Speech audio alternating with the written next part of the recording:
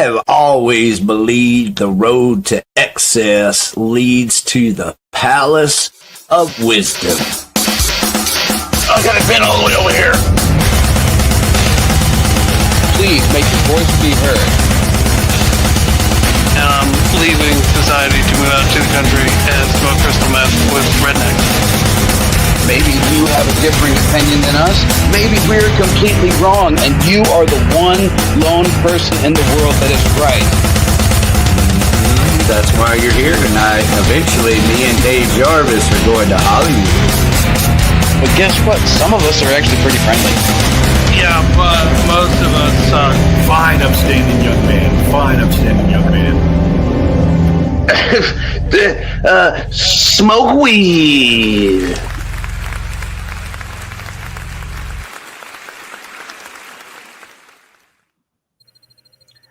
Are you ready to have the blast of your life? Welcome to Blow Your Brains Out. I am Rick E. Warden.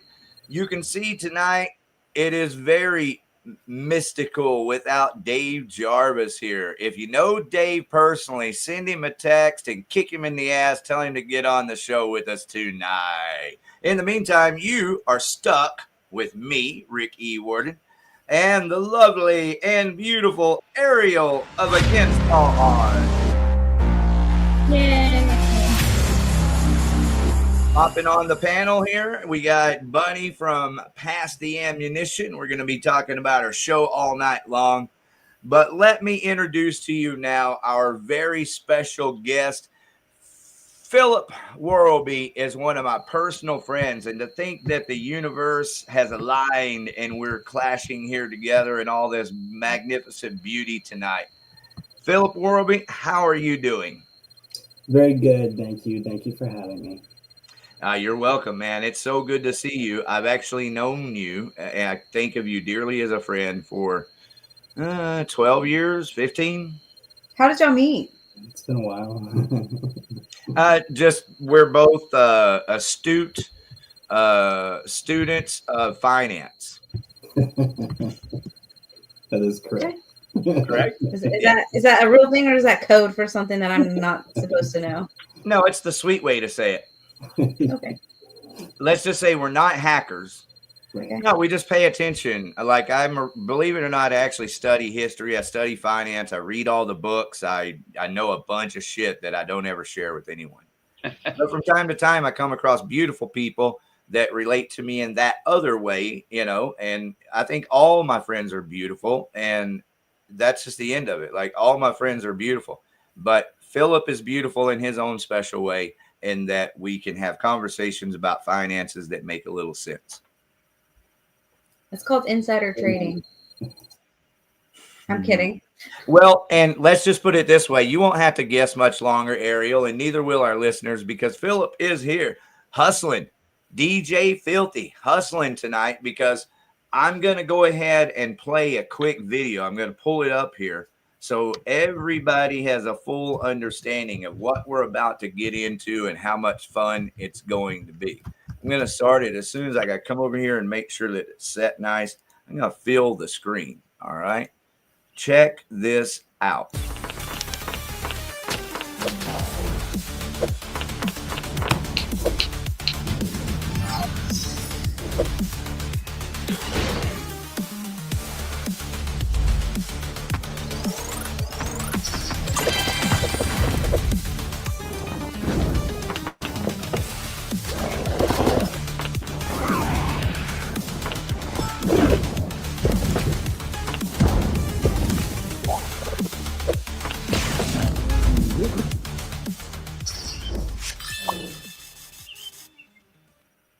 Yes, absolutely. Yes. How about that? Let me bring us all back up on the screen. Sorry about that. How about that, everybody? It's a new way to play pool, presented to you by GJ Filthy. He's been working on this video game for years. So, Ariel, if I was pulling your leg earlier, really, Phillip has helped me with graphics and done a lot of things to help me in the past. He's just one of the most beautiful people in every way you can imagine, including he doesn't just like put things together. He draws this stuff. I've watched him a little bit, and he draws this stuff, right? Yeah. I can't take credit for everything. Okay, well, I'm just going to say it personally. Phillip, you were like AI before there was AI. Yeah, I appreciate it. That's just an amazing compliment, really. You're being way too kind. No, I'm not, man. That's really I sweet. do graphics. I mean, I do graphics. Like I've done videos. I had a video that played in Mansfield Cinemark movie theater for Troy Dorothy Karate. Played there for 10 years. The video I made, published. So, I mean, I do some stuff, and it's really high quality, but it doesn't come close to the level of what you've always done since I've known you. I mean, you're a master of this stuff. Thank you. I appreciate it. All right. So now, Phillip, tell us all about this new video game. What's going on? Well, basically, the two original developers for the Guinness Book of World Records most downloaded game of 2021, which was 8-Ball Pool, decided that they wanted to do it all over again. And so that's where we are today. This is basically the same framework, similar to what you would find in 8-Ball Pool, which is like, just a very successful pool game. Hey, do me a favor. Can we look that up on Google so I can share it on the screen real quick? What are they called again? I'll send you a link, but it's called 8-Ball Pool. That's all I need. Yeah, it's got a mini clip. I thought you said meatball pool, and I go, I've never heard of that, but that sounds delicious. 8-ball, that makes more sense. You might be onto something there. I like the sounds of that. Spicy meatball pool. Yeah. Getting started down the rabbit trail here. I mean, I will go for sure. What you saying? Go ahead, Bunny. I was just joking around. It's like maybe you could have an edition where like you're shooting a meatball into the pocket. Oh yeah, absolutely. Special level. What is it? Cloudy and with spicy meatballs. Cloudy with a chance of meatballs. Yep. Totally. One of my favorite. Before they made it a movie, it was one of my favorite kids' books. In elementary school, I loved Cloudy with a Chance of Meatballs because I personally love spaghetti and meatballs. That's my all-time favorite food. Oh yeah. And when I read that book, I was like, "What? It can rain spaghetti and meatballs." I'm there. And meatballs see, are legit. We're there with the next video game too. Maybe we can get him to do Cloudy with spicy meatballs pull. Right. I like this. I really do. He's like, I have been thinking energy with the meatballs. Yeah. Totally. Sorry, we're like shooting way left field here, but back to the game. I bring it back around here. Phillip, thank you for having fun with us for a minute, just cracking up. Hey, are you telling us that you'll see it'll end up in the game and you'll be like, what? We were just kidding. That's okay. I'll be like, are you crowdsourcing this? Are you crowdsourcing this? Is that what you're saying? No, we're not crowdsourced. No. What are you doing? I'll take it. It'll be fun. As long as we get to celebrate with a meatball party, I'm okay with that. That's right. So I represent Eyeball Games, and they're a Singapore-based company. Okay. This is their first game. They were formed 2 years ago, I believe. I came on last year, so I've only been with the company for about a year and a half. And in that time, we've basically done what I would consider as like a 2-year build cycle in about a year. So, sorry, really go ahead. No, just it was kind of a miracle how everything came together. Really, it just was. We all had to work twice as hard. We're not a big team. The team is spread out all around the world. So. Okay. We have a couple of artists that are, in Asia, and so Sunday nights is real interesting because that side of the world is waking up when I'm going to bed, and so it's like there's a lot of like coordination that occurs, and everybody's been great. But you all are all working together and coordinating together daily. Yep, absolutely. And the team's been great. Everybody's been super efficient, and we've been able to what feels like accomplish the impossible. Do you have a Scrum Master in your meetings? No. A Scrum Master is the person that runs the meeting. Yeah. Well, I mean, that would be our boss, our CEO, Jonathan Iverson. He's a great guy. Okay, when y'all get bigger, his help that takes his place will be a Scrum Master. So I know you said the company you work for is based out of Singapore. Have you been over there, or have you just been working strictly remotely? Have you met your whole entire team in person? Well, I was able to meet a couple of the guys in Las Vegas at a conference last year because just realizing that the chance to get together in person would be far and few between.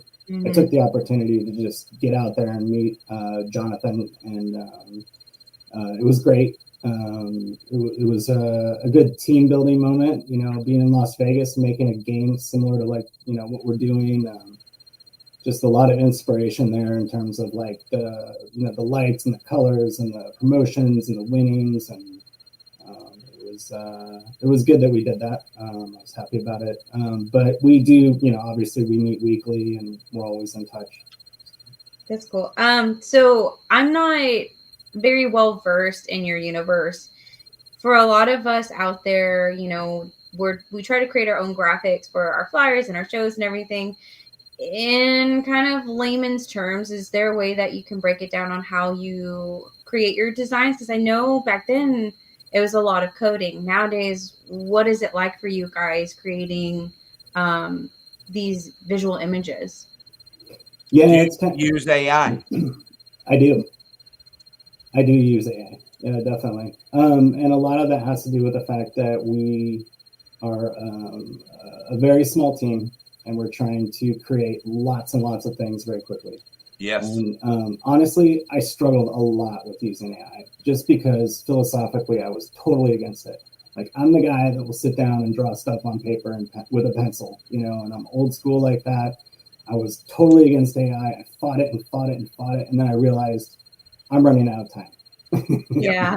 Yep. And so right there with you, dude. Yeah. And I was just like, I have to make an army's worth of artwork quickly, quicker than I could possibly even imagine doing. Yeah. And so tomorrow's work was supposed to be done 50 days ago. Yeah, totally. Or like I was saying, like 2 to 3 years worth of work in 1 year. Like, how do you make that happen? How do you cram that all together? Well, is it kind of fair? Sorry to interject, but is it kind of fair, your evaluation of ChatGPT or whatever AI you use?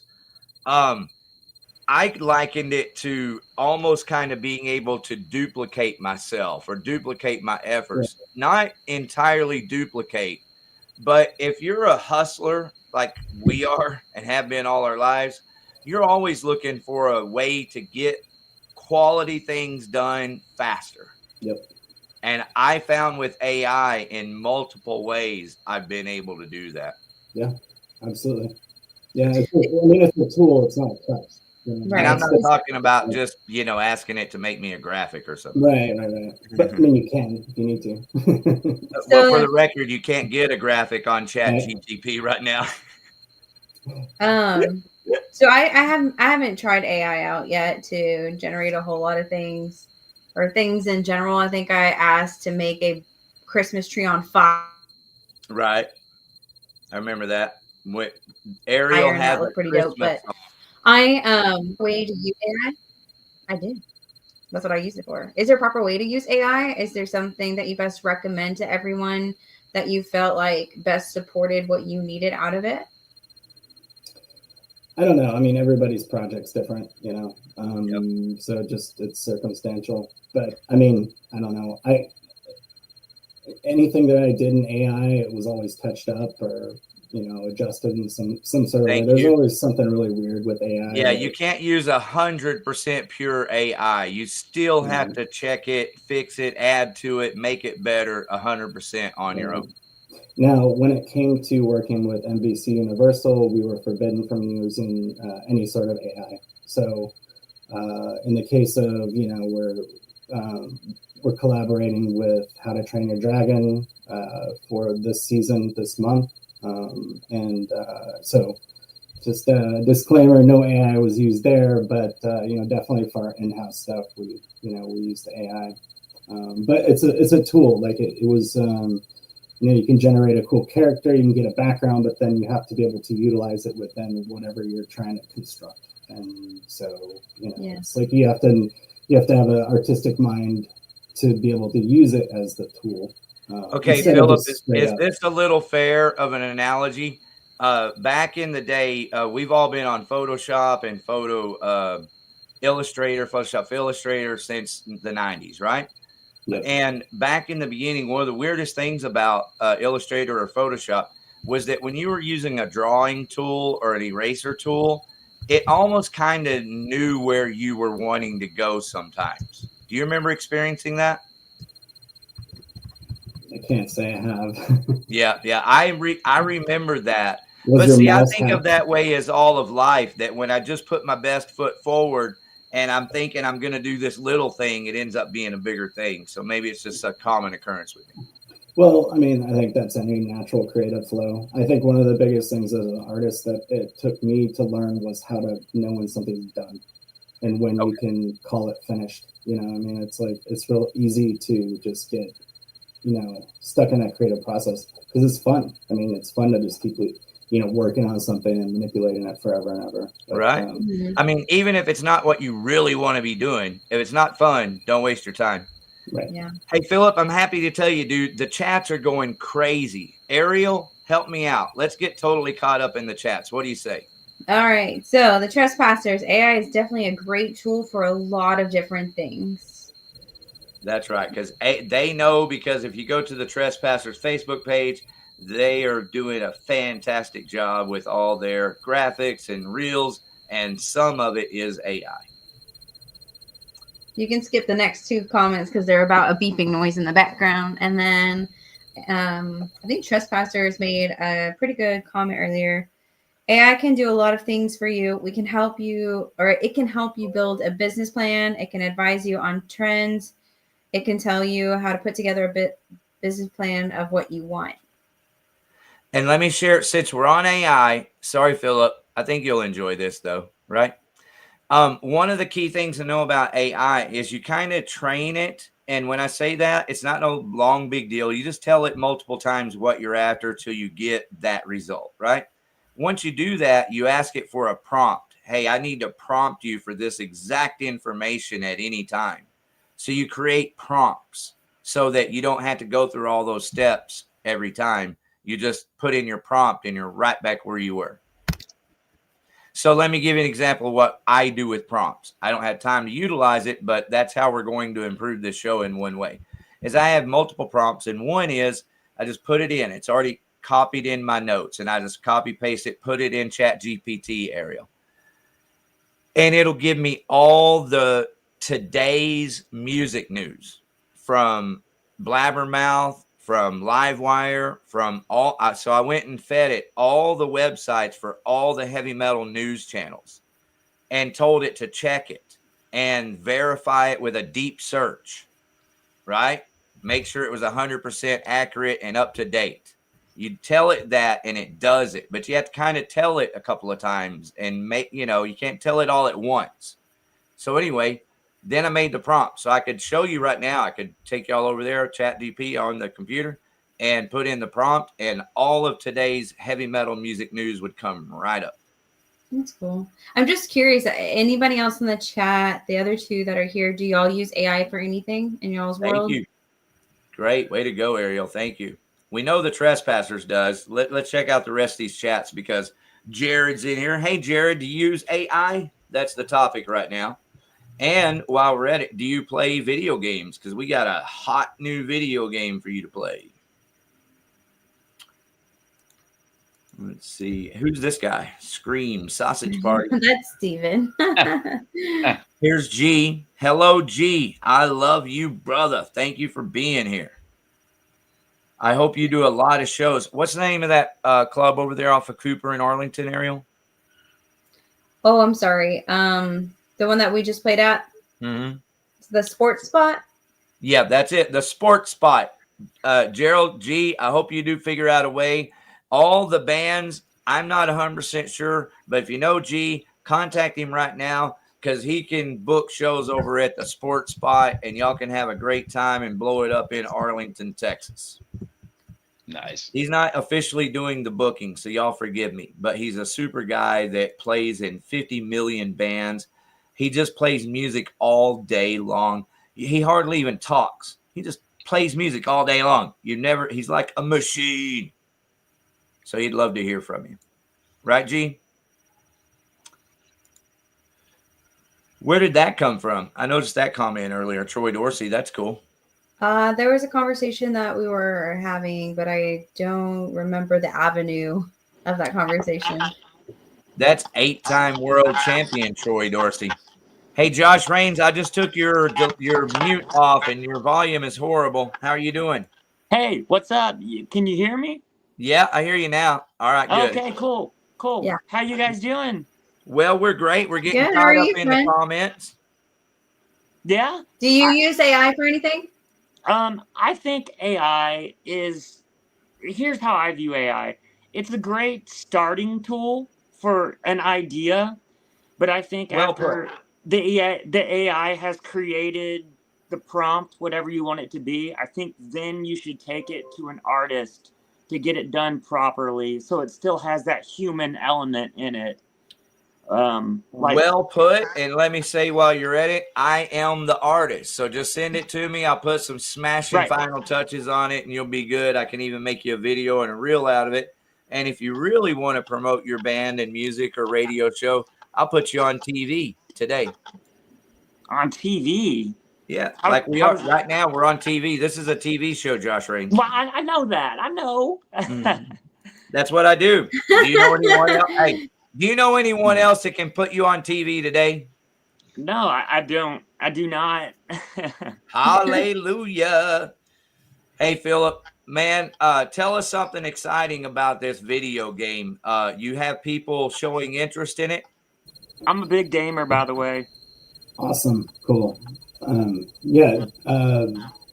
We have 600,000 downloads so far. We came out last week. So damn, we do have some interest. Yeah, it's looking good. I always encourage people rating us 5 stars on Google Play and Apple Store. I'm a Mansfield local, so it's cool that this is this kind of stuff happens here. Of course, we are launching with How to Train Your Dragon. That stuff's only around for a month basically, and then we move on to other seasons. We do have, I can't say anything about it right now, but we do have other licensed pool cues to play and collect coming up this year that are based on major blockbuster movies. I'd imagine they keep you cycling, so you probably have to stay like 10 steps ahead of all the things. So once one thing comes out, the other thing needs to be ready to drop like now. Yep. So absolutely. I can't imagine the type of planning that goes on behind that, and how much work you're just nonstop doing. I'm exhausted thinking about it. Yeah, it's pretty busy. Definitely busy work. But I'm glad you have a team though that supports y'all's projects. Yeah, definitely. And it sounds like y'all have from all over the world that y'all are resourcing pretty good sets of people. If y'all are able to accomplish 2 to 3 years of work in 1 year, that's incredible. Yeah, it's been pretty amazing. I'm very thankful for the guys and the team. I mean, everybody is real invested in it, and everybody is usually filled with some pretty good ideas. So that's great. It gets hard as we try to move quickly and coming up with good ideas. So that's always tricky. But definitely, Josh, what you're saying, like, AI is a great precursor for ideas. It really helps to like cut through a lot of the thought process sometimes, and then get to the final the final gem within. Can you program a way that for each download it automatically likes my band page so I can get 600,000 likes? Well, magically with one download. Well, the answer is yes, but it cost a lot I'm of bags kidding. of I'm really rice. kidding. I'm not. It cost a lot of bags of rice. Bags are No, hard. No, I just thought that was really cool. 600,000 downloads in a week. That's dope. Thank you. I wish I Yeah, had we're 600,000 excited likes. about it. All right. Well, Phillip, you just got christened. Oh no. Are we gonna do it? Here it is. Are y'all We're ready? just gonna fill you in. I say dope a lot, and a lot of the times it's very intentional. Dope, dope, dope, dope, dope, dope. That's dope, dope, dope, dope, dope, dope, dope. That's dope. These are pretty dope. These are pretty dope. These are pretty dope. These are pretty dope. Love it. I love it. Love it. I love it. Love it. I love it. Love it. I love it. Dope, dope, dope, dope, dope. That's dope. These are pretty dope. These are pretty dope. Pretty dope, dope, dope, pretty dope, dope, dope, dope, dope, dope, dope, dope. That's dope, dope, dope, dope, dope, dope, dope. That's facts. All right, that's Ariel's award to you. Thank you. That was awesome. Thank you. Thank you. Pretty I dope, bro. supplied the material to Dave, and Dave was the crafter and creator of that wonderful "Now Stuck in Your Head" song. That is correct. Dave Jarvis is our missing host tonight, and he's also the mastermind of X610 Chill. It's X610 and Chill. You want some amazing ambient music, you would love it. Like half of his stuff, Phillip, you would love and could probably use in video games and stuff. Just throwing it out there. Hey, while I'm running my mouth, everybody's favorite thing that I do, I knew the guy that made all the music for Dragon Ball Z. Anybody knows anything about that video game knows that it was repackaged here in the Dallas-Fort Worth area. I actually painted. I'm a professional house painter. The guy that bought it and owned it and repackaged it and distributed it lived in Mansfield, and I painted his house twice and still have his phone number, and his wife loved me. And but that happened way later in life. Mark Aiken is the guy's name. Mark Aiken is the musician. If anybody's familiar with local musicians, guys that have been around forever, he's a professional musician, used to work with Digitech pedals, and he is the guy that did all of the music, like all the music for Dragon Ball Z. That's cool. The trespassers would like to know, is your project privately funded, or is there an opportunity for the public to invest? Great question. Privately funded for now. There will eventually be an opportunity to publicly invest. Excellent. What does that mean? Are you at liberty to kind of give us a little insight? What would that mean? No, I don't know. I'm just the art director. I don't know. That's the extent of it. Right. I'm the fun side of things. They're the corporate side of things. That's right. How I you put it in my world. I can't cross the streams. You know, maybe I'd be richer if I could, but I can't. Yeah. Well, now's a great time to ask: are any of y'all familiar with Brass Knuckles? Robert Rodriguez's project? No. No. Okay, well, I thought you meant actual brass knuckles. I was like, yeah, duh. This opportunity is over. This opportunity is over. But I am very intuitive, like I said earlier, about finances, more than the average bear. And from time to time, I come across things, and I could have told anyone. I shared it on this show like maybe 6 months ago, before this was completely crowdsourced. So what Robert Rodriguez did, and this I'm bringing it up for Phillip, maybe his company will be inspired when they watch this. He basically, you just go to his website here, and it explains it real simple. So that's what I'm going to do is just show you. I'm not going to play the video, but right here, it shows you how you can invest, the stuff that he did. And then right down here, it shows you the exact amount, how it actually works. And then he shows you the exact amounts where you get 125% of the film's development cost reimbursed when it goes into production. So you get your money back right up front. And then hits 50%, 10% once the film is released, 50% of net profits shared with you until reach 120 return, and then 10% after. So this is like an amazing once in a lifetime opportunity that Robert Rodriguez gave to us, the average people. And I wanted to invest. I just couldn't. And, but I did tell people about it. And I hope I know some people that invested, because I think you're going to be rich. Because look what happens is that, like, if it becomes, you know, really famous, like all of his movies do, and if it goes into a sequel, right here, 50% of rights fees paid to you if the film becomes a franchise. This is the future right here. That's what I'm saying. That's pretty awesome. Do any of those for $1 million? Do you get a role? Yeah, at least a role in the movie. Well, do you want me to go back? I mean, there's a lot of information there. I'm being silly, of course, but I mean, I would think that one of those could come with a role in the movie, right? Well, I'm sure that there are people that have that kind of money and would love to be in a Robert Rodriguez produced movie. I mean, for no, just because you and I don't have it, don't mean there aren't other people that do. I know, but just saying, you know, spend $1 million to have a role. Be one of these. Yeah, it's pretty awesome, man. All right, well, with 600, I got Anthony hanging out back here. Y'all, I got to stop down. Hey, Phillip, this is just as good a time as any. Let me introduce you to everybody on the panel here with us. This young man is Anthony. How are you, Big A? Man, I'm doing good. What's up, brother? I am so excited about the show on June the 14th at Haltom Theater. Yeah, you ready to mosh or what? Yeah. Yeah, I'm ready to. I remember I was looking at one of the first brother gigs that we had, and you're in the crowd. I had on a thank you, a high 8 tape somewhere. Yep. I think it's on YouTube still though. But it's like, dude, we go so far back, man. Like, yeah, my whole life. I watched you grow up, Anthony.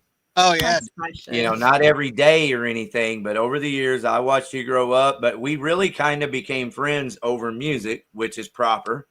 Oh, and we've had our times together. It's been beautiful. Yes, sir. Love it. And I hope that we have many more of those times together, because you are absolutely as family to me as anyone. Oh yeah, man, for sure. You know, music family wise, you know, we've really done it. So y'all, these guys right here, this is Josh Raines. This is the singer in the band Heart Check. I apologize. I have Josh on mute. Sorry, Josh. I know you're good, man. I know I'm annoying. I make a lot of noise and say a lot of things that don't need to be said. So that's probably best. No, the reason why is because of the background noise. I promise. I would never mute anyone for talking too much or whatever. I get you. I get you. All right. So, Josh, I painted your parents' house when you were still a teenager, and that's how we actually met. Yep, it is. We went on to become friends over music and shared together a lot of things that nobody gets to share. And I love that we're here together tonight. Thank you for being here. Dude, of course. Absolutely. I wouldn't miss it, man. I'm glad that you invited me and asked me to come on, man. And I'm excited for June 14th, by the way. I can't wait to play that show. That show is going to be awesome. Yeah, there it is. There's the graphic. Super stoked to play with Past Ammunition and the Last of the Same. We played with them at our last show at Haltom. Did you? Okay, good. Yeah, and actually, I believe we played with Past Ammunition as well. I think they were on that bill. Well, speaking of Past the Ammunition, everybody say hello to my friend and yours, Donnell Blair. What's happening? What's happening? Oh, dude, I am so excited. I got a gift to share with you tonight. Where's she at? Called me right out, man. Cut to the core. Okay, I got a gift, but it may not be that good. Damn. All right, so I'm introducing everybody on the panel to our special guest, Phillip Worobey. And the reason why I'm being so friendly is because Phillip is one of my very dear friends also. And y'all are all my friends, and so I'm taking the time to make sure he knows everybody. Hey, So this is one of my newest friends, like-minded, freedom-loving, brother. Bunny, how are you? Oh, it's another day in paradise. If I was doing any better, there'd have to be two of me. And I'm also super stoked about this show coming up on the 14th. It's going to be amazing. So energy, it's all about the energy, man. And you think about it, like people complain about the cost of concerts, man. Well, go check out some local shows, because the stuff that I'm seeing on the scene, and I've been in this scene for a long time, back in the 90s. Then I kind of took a break and came back, and there's a lot of talent out there. So stoked to be here. Yes, you are correct. And you are some of that, a lot of talent. Your band, Pass the Ammunition, you guys give 100% heart every time. And that's what I can say about every band on this bill. And I know every band gives 100%, but everybody knows the difference when you come away sweating. And that's what we're going to be doing. It's a lot of headbang right here and mosh in the pit, as Big A said. Yeah, you can't stand still on stage, man. You got to move. Like you got to move around. Like you have some, like you have some Tiger Balm, on your testicles or something. Right. I love it. All right, Phillip, Donnell Blair there, he actually plays bass and sings for this band, Pass the Ammunition. I think they're one of the best bands out of Dallas-Fort Worth. They're just one of the best. They're right up there at the top, man. And really, all these bands are, including Heart Check. That's one of the craziest things. As these guys right here might just look like kids to you guys. But that's one of the reasons. Here we go. That's one of the reasons that I was happy to hear you guys have already played with Last of the Same, because they already know how good you are. Fuck yeah, man. Oh, it was great time playing with them. And Pass the Ammunition was fantastic too. Yeah, you got what show was this one? That was the last show we played at, Anthony. What was that? It was at Haltom Theater. You guys played that show. It was a third string show. I don't know. There was like Blair was still getting. There was two stages. I think Donnell was still getting drunk. He was at the bar. He was with. No, I think I remember you got. I was trying to remember, because God, we've done so many shows. No, I know it starts. All right, well, here's how I do this, guys. This is the early show alert. Hey, you don't want to miss Heart Check, okay? Yeah. I'm gonna be there for that. Hey, Big Anthony, is it gonna be the main stage? Oh yeah, we're main stage, bro. That small room isn't gonna be big enough to hold us, man. Shit. That's good. Good. Yeah, no way we're missing Heart Check, man. No way we're missing it. How long have you been playing drums? And when did you start playing live in a band? Damn. Well, I've been playing drums since I was, I don't know.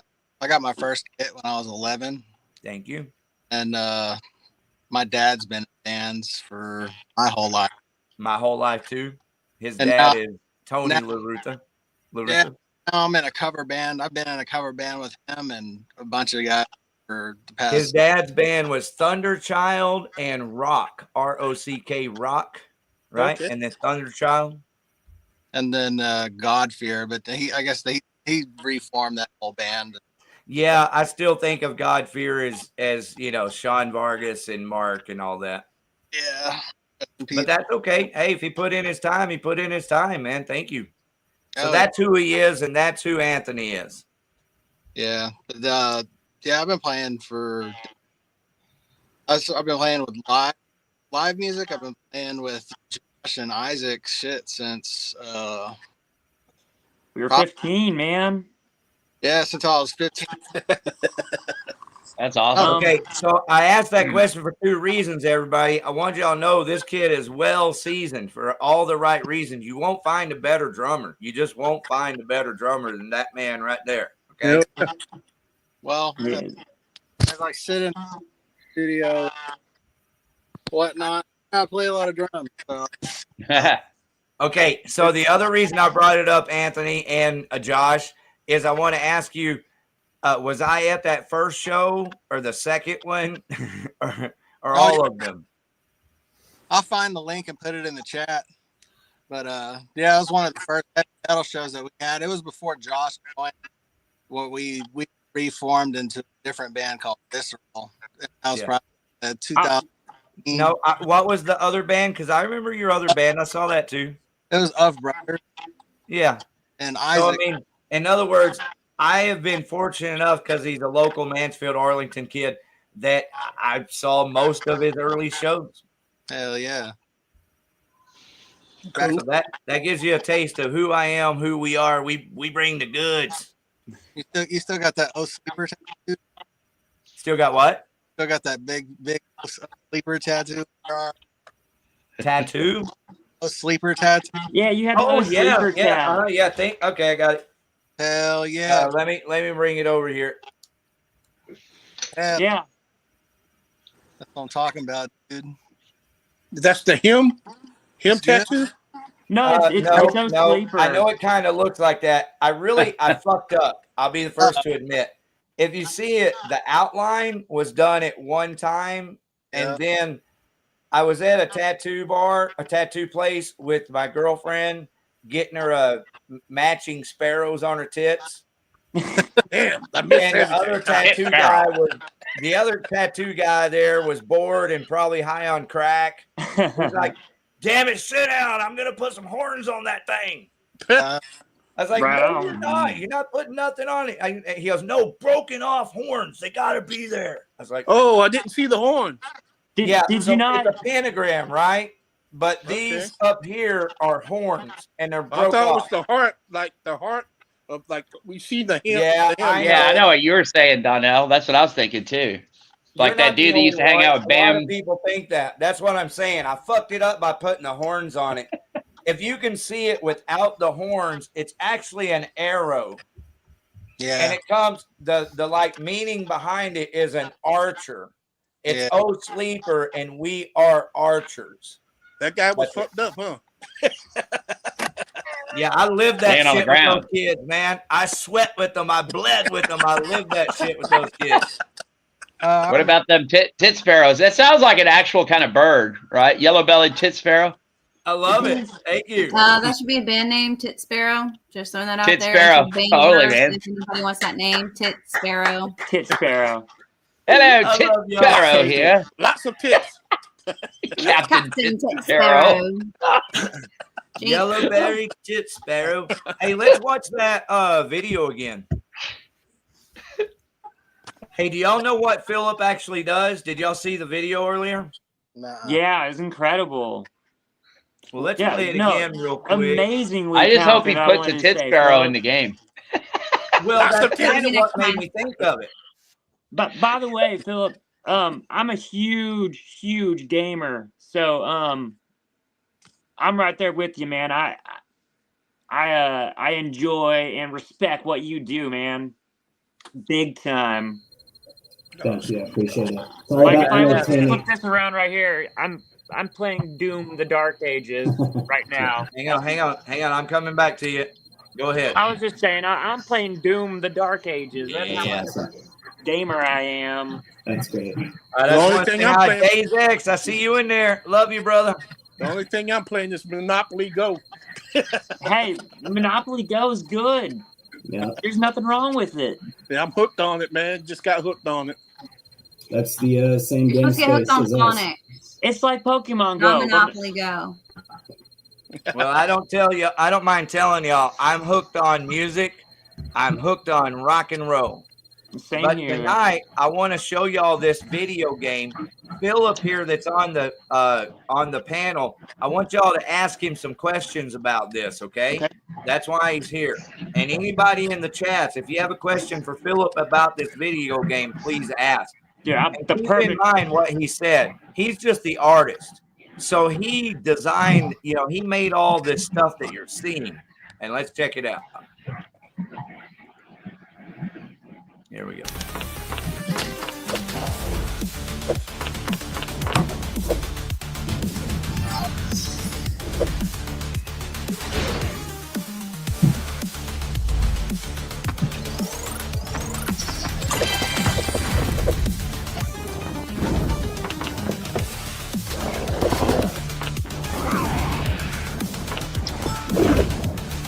How'd it help?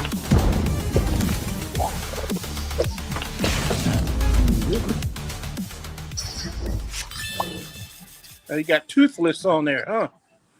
All right, so thank you, because that's the question that I have. But I'm gonna let Ariel ask the first question because he's always ready to fire. I'm gonna ask the next, and then whoever wants to gets the next question. Because you're relying on me to ask a question now, I don't have any questions. Well, then you're next, Ariel. My question, Phillip, is how did y'all get the? I mean, this is obviously a legit big company. How did y'all get the rights to do To Train a Dragon and all this? This is huge. Yeah, it was actually a big deal. Like anytime you're trying to work with any licensed IP, lots of contacts and negotiations, stuff that went on behind the scenes that I was not a part of. But you know, in the end, we came out alongside them and with NBC Universal, and it's been a great relationship. They've been really, really awesome to work with. Really professional and put together, and you know, it's like a lot of times you think you might be working with a movie studio and they're just going to be a bunch of jerks, but it's not really the case. You know, just really impressed by them, and yeah, we'll see what the future holds. But awesome. yeah, no, it's been really great. And I also want to say too that the game is available on Google Play and Apple App Stores now. So it is in the mobile space, mobile gaming space. Okay, if you're a gamer, I'm assuming you know what that is. I don't know what that is. Go ahead, Ariel. So I know you said that you worked for a different company prior to this. Were you doing anything remotely close to the same thing that you just created? No, not at all. That's a good question. Okay. Actually, was this a big jump for you? Not really. So okay. I've been in the game industry since 1996, and so I've done everything. And I started out in game production, concept art, making concept art, and then 3D modeling, and then after a while, I separated from game production and went strictly into marketing art for video games and toy packaging. And so I kind of went the marketing route where I'm like doing the box covers and, you know, the cover art and posters and movie posters and things like that, rather than making the actual, you know, in-game art assets. But now I'm back in this world making the art assets for the games again. So it's just a lot of moving around, but you know, at the end of the day, art is art. Yeah. Oh, so we know that you're busy, but the trespassers would like to know, do you do any freelance artwork? Maybe band logos, ? When I have time. I've actually done two. I've done album art for Christian Death. Some of you might know who that is, but that's a couple of the last album. What band? Christian Death. Christian Death. Wow, yeah, you did their album cover? Yeah, I did two. It was the Get Out of Town. Root of All Evil. How did I not know that? You didn't know that? Yeah, and I did some. Okay, give me the album title again. Well, it's Root of All Evil. Okay, that's enough. I'm gonna have to look it up myself. That's enough. I'll pull it up here. I got you. I'm your engineer. Hey, Donnell, I keep turning your mic off because you're making a cracking noise without even talking. Oh, man. That's because I'm black, huh? Yeah, man. I ain't muting anybody else. I kept seeing the host has, you know, muted you. Yeah, took off your mic. I'm like, what the hell? Oh no, we were playing. I was tickling you. We were playing with each other. We were playing mutesies. Mutesies, I like that. There's a song in that. I had a couple of questions for him. For Phillip. Okay. Hey, Phillip, how long does it take you guys to do that? The game? The games, yeah. This is about a year and a half worth of production at this point. Have you ever tried, have you ever thought about, has a band ever approached you about making a video of one of their songs? No, I'm not really a video person. That's kind of the one thing I haven't really gotten too much into. I haven't gotten to that point yet. So. All right. Well, if you don't mind, I'm going to interject. I can make you a music video. You just have to pay me. It isn't. I can make a movie. You want a movie? I'll make you a movie. We're on a TV show right now. If you hadn't recognized, I've been doing a TV show for 3 years. I do graphics, videos, reels. I can do. The only reason you don't see more is because nobody's paying me money. Well, so I can make you the best music video available. Yeah, we're shooting a new video next week. So, talk to me. Our new management, that we signed with, Wolfgang Management, we signed with. So he's shooting our video. That's big news.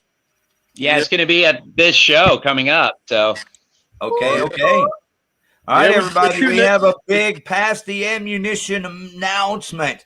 I'm not even kidding. Anybody that pays attention to this show knows that this is my favorite new band of all time. Man, I love Pass the Ammunition, and I'm sorry to Heart Check. I'm sorry to every other band listening. It's nothing personal. Totally personal. Dude, the combination of all of y'all, Aaron on guitar, Bunny on guitar, that combination alone is amazing. But you put Donnell in that mix, you're an extremely unique, powerful human being. Thanks. Making me blush, man. I love to be able to do that for you. But you are, dude, and you let it all out up there on stage, playing bass and singing. And this music was like made for you, dude. We all feel 100%. I do. I can't imagine why. Yeah, I'm sure everybody feels that energy. Thank you, brother. I mean, that's our job to make everybody feel it, Mm-hmm. Yeah, and actually, we're going to be meeting Wolfgang at 12 at the venue, and then that day. Yeah, and then we're going to do some whatever, like scouting around. Then we'll be back in the venue. Obviously, you know what I'm saying, like checking all the bands. And then he's going to do some live shots at this show coming up. So we need everybody to come out and pack it out. So we got a good crowd. And what's the date on that show again? That is, you got me, it's the 14th. Yeah, we're shooting on the 14th. Yeah, so we're shooting before the show. Yeah, and then we're shooting at the show. The same thing we did with Watch What You Say. When we was playing the rails, we had to shoot the video, then hurry over to the rails to do the show. Right. Yeah, so this show's going to be immortalized. Sounds like a fun day, man. I will see you guys boot scooting around over there doing all that. Boot scoot boogie. Yeah. Y'all hear that? The man can sing. Yeah. All right. So what's your next question for Phillip Worobey, our special guest this evening? Have you get porn yet? Designer and artist. God, I knew something like this was about to be said. We have a room full of guys. Got the special version. Yeah, game version. Yeah. Well, Phillip's DJ name is Filthy. He's in good company. Finally saw Pass the Ammunition last Wednesday at Carrie's birthday. Yeah. Awesome. Who was that? That was fun. Who's that? Steven. Steven, he's the lead in Fighter Pilots. Okay. I mean, like I said, about my laptop died, so I'm doing everything through my phone. Yeah. So everything's like these. We just thank you for being here. Yeah, man. It's like, I didn't know what time you guys was going to start this, so. Well, the truth is we started, you guys could have come in at any time, I want to make sure that I take good care of Phil here. One, he's my friend, but even if he wasn't, we always try to revolve around and have a good time with our special guest interview. So I appreciate y'all doing that here tonight. Hey, man. Any of you guys got a question for Phillip? Go ahead. I need to unmute. Unmuted. Okay. Phillip, what is your favorite part of the process for you as the artist? Well, that's always changing, but The end part. no, I don't know. Like, is it like creating something? Yeah, Like creating it's something definitely new? creating. Yeah, it's definitely just the raw creation process to really get the most pleasure out of that. Okay. And another question: Do you play your own games? Yeah, I do. Yeah. Okay. I was just curious. I was wondering if I ever made my own game, would I play it? And I know I probably my would. favorite game. So, yeah. And yours looks super dope. I like I like the take on pool mixed with like dragons and supernatural elements. Cool. Well, you love it then. And it's addictive gameplay. I'm not just saying that, but it's proven. I can tell. Like, it is just like, I mean, my wife didn't pay attention to it for a really long time, and then now all of a sudden she's playing nonstop. Hey, Phil, can you beat your own games? No. Oh man, I got the question. You're really good then if you can't beat your own games. So Phil, like, let me ask you this: was there anything that you kind of had conceptualized, like, I really want to put this in, but then corporate said, no, we can't go that hard or that far? Yes. Or were you just kind of given free reign, like, or I don't know, because I could get wild with a game. I don't know, you know. Yeah. I don't have the talent. Define get wild. I've worked with brands before in the past, so I know that there's certain things that we just avoid, you know, that are going to immediately get shot down, obviously. But yeah, I mean, it's tricky. Like, it gets all the way up to legal, and you know, yeah, I know that. Like, no problem. It's no big deal. All of a sudden, it's the biggest deal in the world, and you have to go back and change everything. So yeah, it gets a little. And they're crazy. not gamers. I guarantee you. No. And in fact, they're just looking to, like, you know, see how they can work their legal, wave their legal wand, and, you know, have some sort of influence on things. And justify that paycheck, baby. Yeah. And then the other question I had, because I noticed you mentioned it's like iPhone or whatever. What about the Androids? Like, not the cyborg, but, you know, the Androids. Android system, do you have it on there? Oh yeah, it's on it's Android and Apple. Yeah, okay, cool. So it's on the Play Store.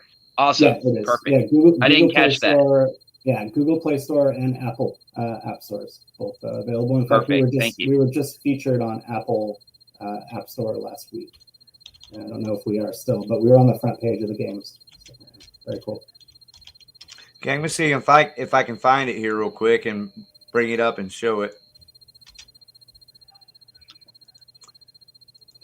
I know Ariel has a good question for you while I do this. I'm just really looking forward to Cloudy with a Chance of Meatballs game. Right. I don't know if we can use that name, but, you know, thematically, I think it could happen. One idea that I have is cats. You know, having cats on the pool table. I love so, you know, that's an exclusive. Meatballs and cats. Yeah. I like it. It's really one of my favorite things. It's gonna have a lot of pussy. Yeah.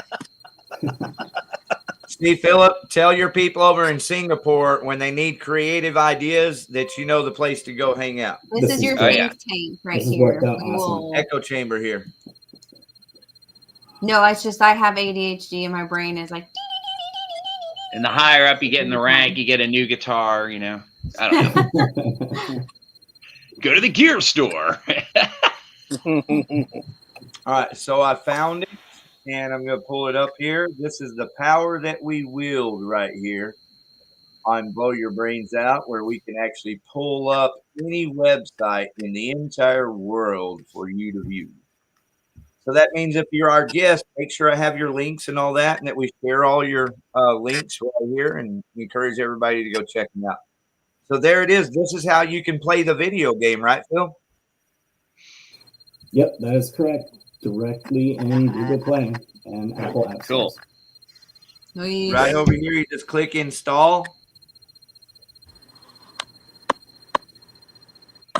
See that? That's all you do. Anybody watching, go over there, click install. You can be playing Pool Masters tonight with your kids. And because it looks kid friendly, right? It is. That's where legal comes in. It actually has a teen rating, but it's I mean, I don't quite understand the rating, but it is definitely kid friendly.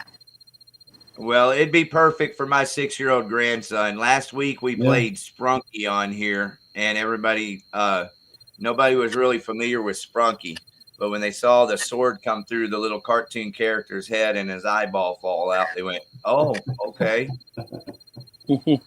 I've actually Have you seen Sprunky, Phillip? I haven't, no, but I'll look it up. Somebody's laughing. Have you seen him? Have you seen Sprunky, Josh? Sprunky? Yeah. Yeah. The weird, the old school, like, Frogger type game? Is that what you're talking about? No, Sprunky. I'll pull it up here. Y'all keep talking. Okay. I gotta go let my drummer in. I'll be right back. Hopefully. Let them in when it's cold outside. They're cold outside. So I can leave him out? All right. Inside. BRB. Well, having a child reminds me of the dog commercial. We gotta get that sad music going on. Let them come in. If you're cold outside, they're cold outside. Let them in. That's what I always post about my guitars every winter. I try to bring them inside. Take care of your guitars. It's cold out. Oh yeah.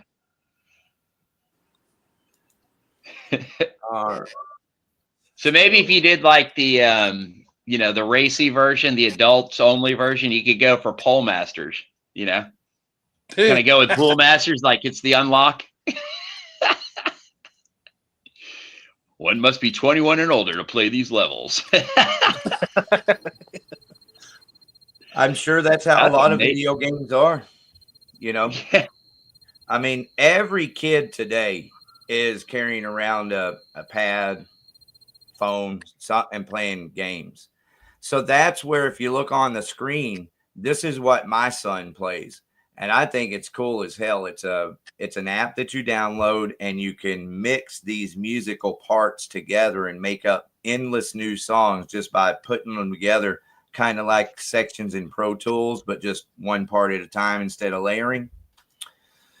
And I'm going to play this for you. And this guy here is called Mr. Fun Computer. Hello, would you like to have some fun with us right now? Come on, come along with us in this fun time. Hello, would you? Hello. Oh no. Hello. There we go. Would you like to have some fun with us right now? Come on, come along with us in this fun time. Okay, so that's all I'm going to play just because I don't want to get demonetized or anything. But all these characters, there's like 20 characters, and they all have 20 musical parts, and each part gets darker. And on the app, you can combine those musical parts from all the different 20 characters. Wow. But not like darker skin, just darker just darker. Just darker. The darkness. Yeah. Yeah, darker in tone, like the sound of the tone of the music changes.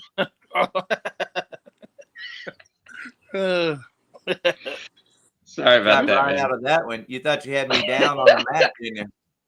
He's gonna turn off my mic. To practice. That's why I ain't ever scared of nothing, man. I've always got not only a way out and through, but I can like a jiu-jitsu artist, take that momentum and whip it right up into whatever the hell you want. And everybody can do that. We all have that magical power. Oh, yeah. All right, Phillip, man, I am so excited for you, bro. It is crazy that you've already had 600,000 downloads of this. Dang. How does that make you feel, man? Does that make you stay up all night?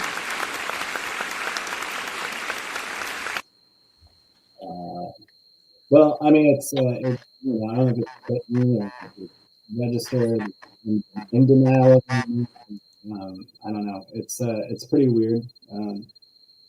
It's cool, but it's like a weird cool. And do you feel like personally responsible, or do you feel like hey, my work is, I mean, do you feel part of it? Well, I'm definitely part of it, but I couldn't do it without the rest of the team. It's all, I mean, there's, other people that have been working hard on this. It's their baby too, equally. My creative director that I work under, his name is Raphael. He's a great guy, awesome artist.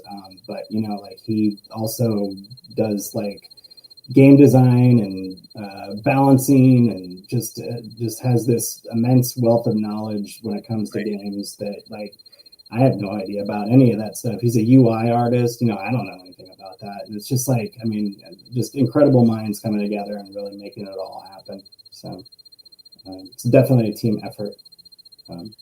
Yeah. Sounds it's awesome, man. I wonder if my kid's playing it.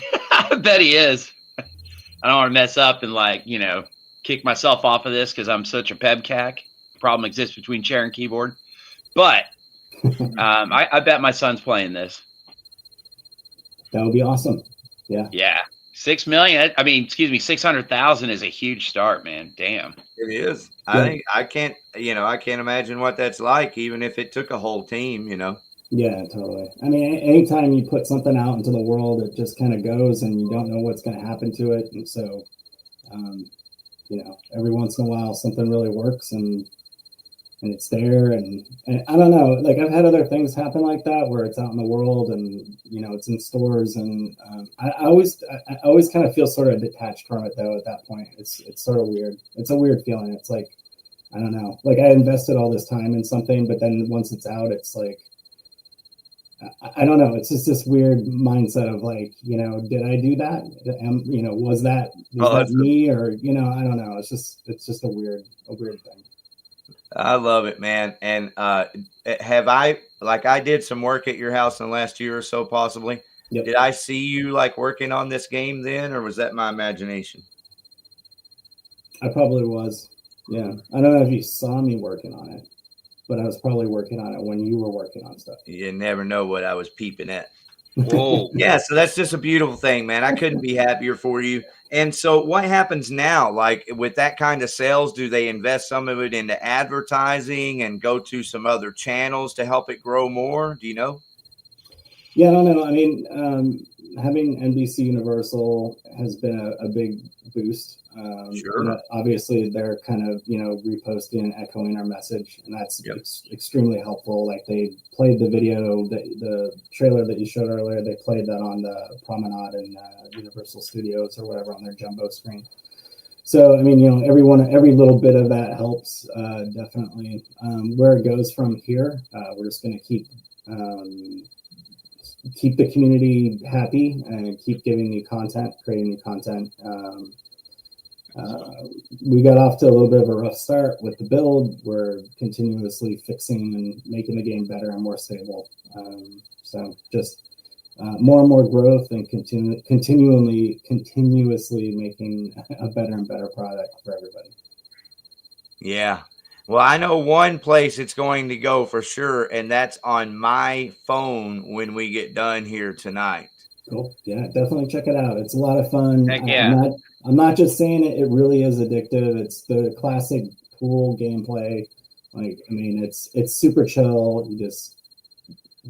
Well, I'm not just saying it either. If I were ever, I couldn't be more proud or happier ever paying for an app and have it on my phone and my son playing it, dude. So I'm downloading it, and I don't pay for games. It's a free game. So. Oh, what? Say that again. It is a free game. There is no charge. So there are in-app purchases, but the game is overall free.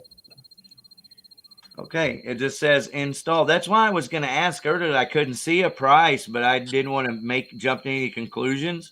And I even said, if you remember, I was like, well, you just hit install. Yeah, that's it. In-app purchases, otherwise it's a free game. Yeah. That's so hilarious, man. Well, then in that case, everyone's going to go download this game and play some Pool Masters tonight. I can already guarantee you that. Good deal. I appreciate it. Is there any multiplayer function on it? Yeah, it's only multiplayer. Oh, wow. Dude, Yeah. we can have like a league. Yep, that's right. Could have a blow your brains out league. Yep. Yeah. Blow your I pool don't know out. how it works, but when I'm on there, if I can find you, Bunny, I'll look all y'all guys up and we'll play. Yeah. We'll pull pocket pull. Take care of your brothers.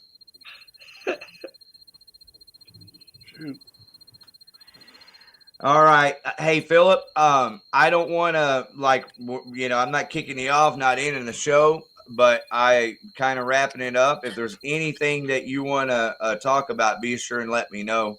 But first, I want to ask you, have you got to a point where you're able to feel comfortable or do you get any is there incentive or a percentage where you get a little income if this game does better?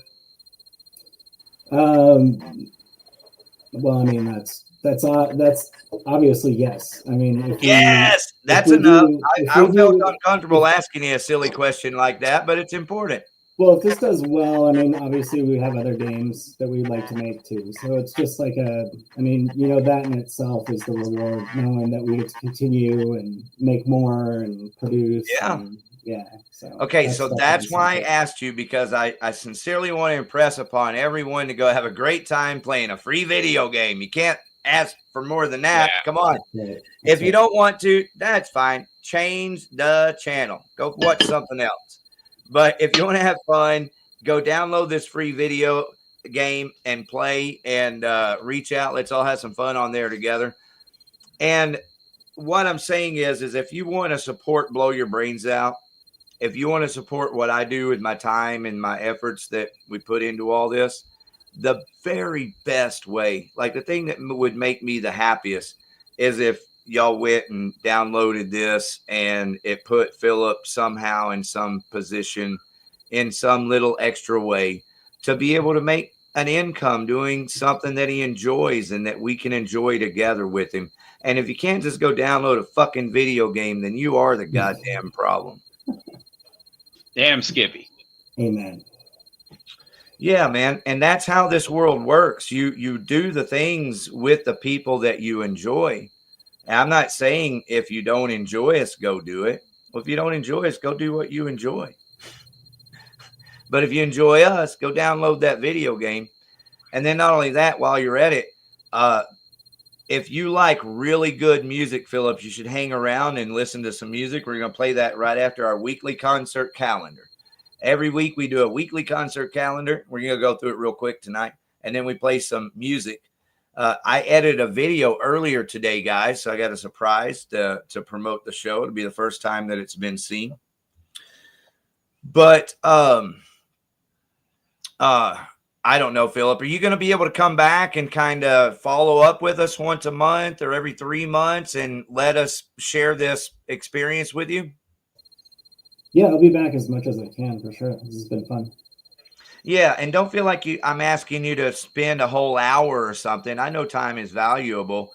So I'll tell you now that if you pop on a month or 2 months from now, just know we'll give you 5 minutes or 10 minutes, no matter what we're doing. We'll just stop the show because I want your update, man. We can call it the Pool Masters update with DJ Filthy.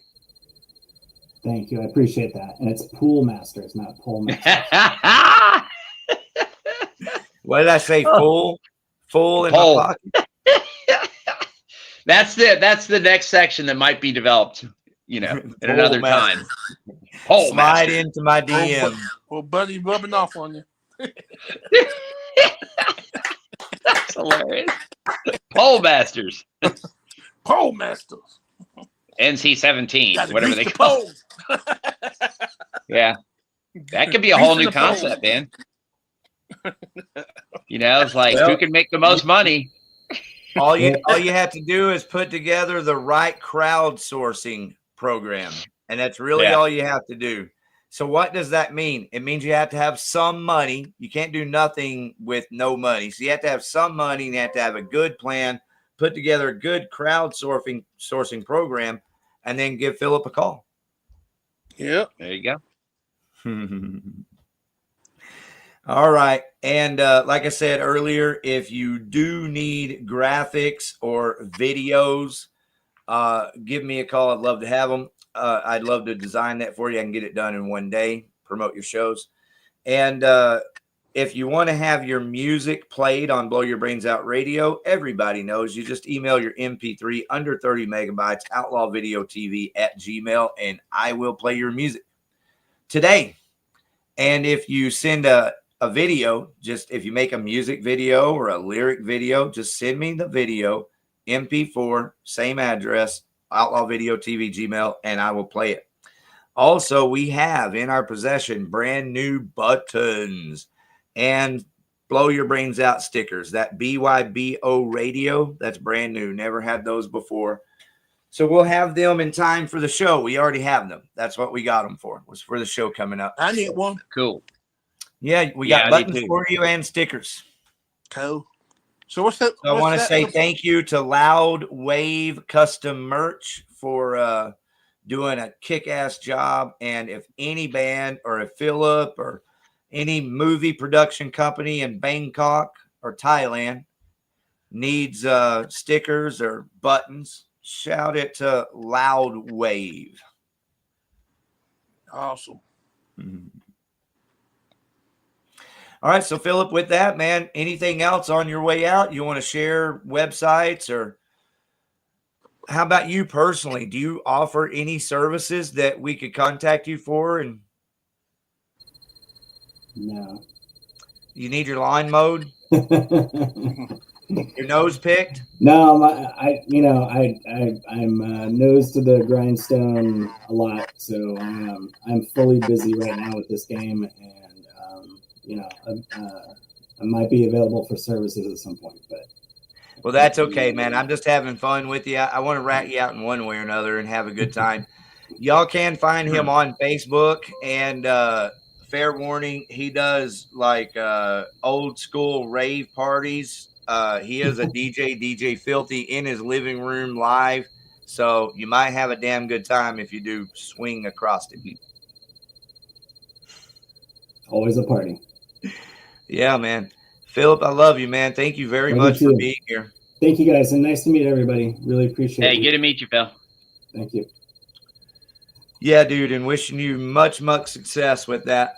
Well, hey, I'm going to check the comments, and then we're going to start the weekly concert calendar. Hey, G, thank you for being here. He remembers the Dragon Ball GT. I don't know what that is. I'm not a Dragon Ball aficionado. Anybody a Dragon Ball aficionado? Nope. Well, you know what I am? If we're taking time to brag, I am a heavy metal aficionado.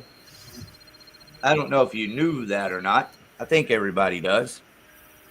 But what I mean specifically is there is a building in downtown Arlington, Texas called the Heavy Metal Hall of Fame. We're going to get past the ammunition to play there pretty soon. And if you would like to take a tour, I don't know how much he charges. He's trying to get his website up as quick as he can. But you can book a tour no matter where. If it's you guys around here, just call me and we'll go up there and hang out. But, if you're listening and you're from another part of Texas or another part of the country, you can get a tour to the Heavy Metal Hall of Fame. There's so much priceless shit in there that you can't put a price on it. You can spend 3 hours in there with my brother or me, and you won't get through all the cool stuff. There's stuff there that you will not ever see anywhere else. And I'm proud to tell you that my brother, Jerry Warden, is the curator. He's the one that you'd want to really have your tour with. But if you want to tour with me, I forever from this day until the day I die will be available as your tour host at the Heavy Metal Hall of Fame in lovely Arlington, Texas. Haven't been there yet, but I've been meaning to go by and check it out. Your time ain't gonna come. Yeah, man, you're gonna come down there for a personal tour, man. We're gonna twist one up and fire it up and have a good time. I don't twist one up. That's you and Bunny, but yeah, that's what I meant. Bunny, where you at? I'm right here. I'm just going to step away for just a second in a minute, but I wonder. I have some old like Buddy magazines from the '90s. Do they take that kind of stuff for like as a donation? Just like because it's like the local, I think I got some old Harder Beat stuff. You remember maybe a Z-Rock sticker? The answer is yes. Okay, cool. Yes. Yeah, the answer is yes. If you have something, thank you for asking because this is real shit, right? People need to know this. If you do have something that you really feel is genuine and would add to the content of Heavy Metal Hall of Fame, give it to my brother. He's the curator. He might not put it up right away, but all this is happening fast. It's growing all of that. He's doing everything he can. But one of the things that's important about this Hall of Fame museum is the same as any other, is you want to switch things out. You don't want all the same stuff there all the time in the same spots, So I'll promise you, if you think you have something relative, Bunny, especially you, I know you enough, dude, take it down there, and if it's usable, it will be used. Awesome. Yeah, because I think, even just sometimes when people post the old flyers that we used to hand draw, there's some like, and you see some of the other bands or just some of the like lineups you see in the magazines, like, oh wow, this was kicking at the basement. This was DCL. It's kind of cool history, but. Yeah, for sure, man. DCL, I saw Rigor Mortis at DCL. So DCL, that would have fallen into the underground music venue category. Anybody listening? DCL is actually a rehearsal space, but every decent rehearsal space has what would be called a hall, a room, a stage room. And so that's, believe it or not, when bigger bands come into town, they will rent these large rooms at these music rehearsal places. And so they're there for all of those reasons. And so DLP. Yeah, I was talking about DCL, but I remember DLP too. Okay, well, DLP was over off Shady Grove, right? Yeah, and they had the big room, like you're saying, the event room. Yeah. Like, yeah, that was awesome. Yeah. Dude, I saw Rigor Mortis there. I saw Battalion there. Like, there for a minute, maybe 6 months, some of the best local shows were right there. Yep.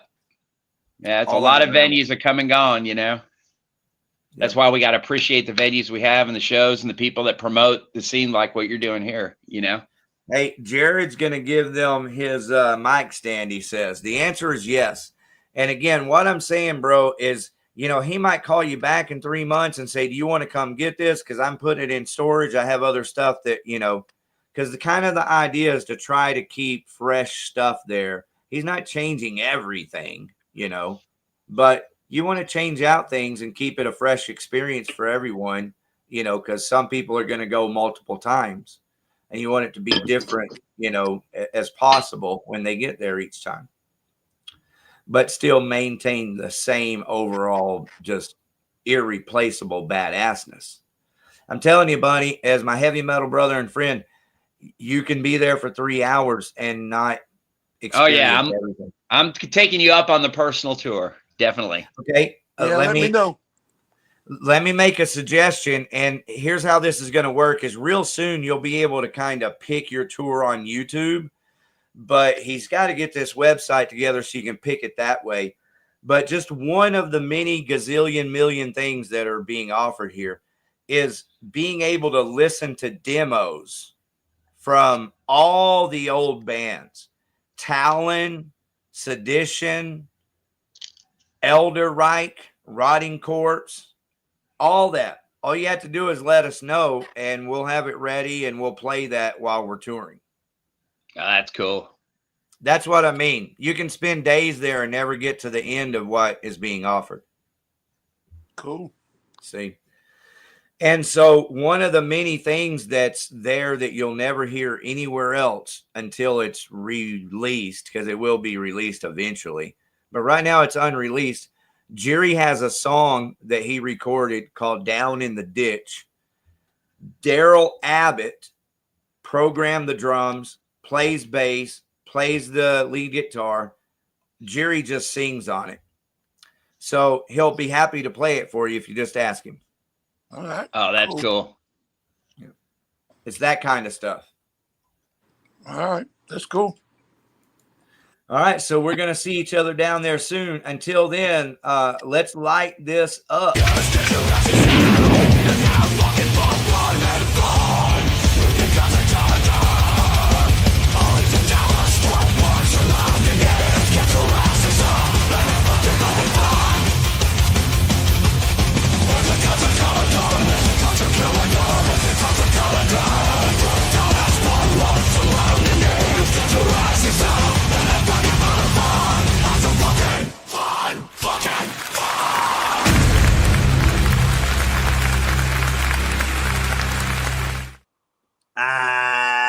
Who's ready to have some fucking fun?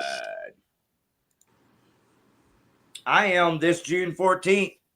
Hell yeah. I want to say thank you to everyone that's been with us here tonight. Hey, Josh, I'm going to totally take your mute off and leave it off.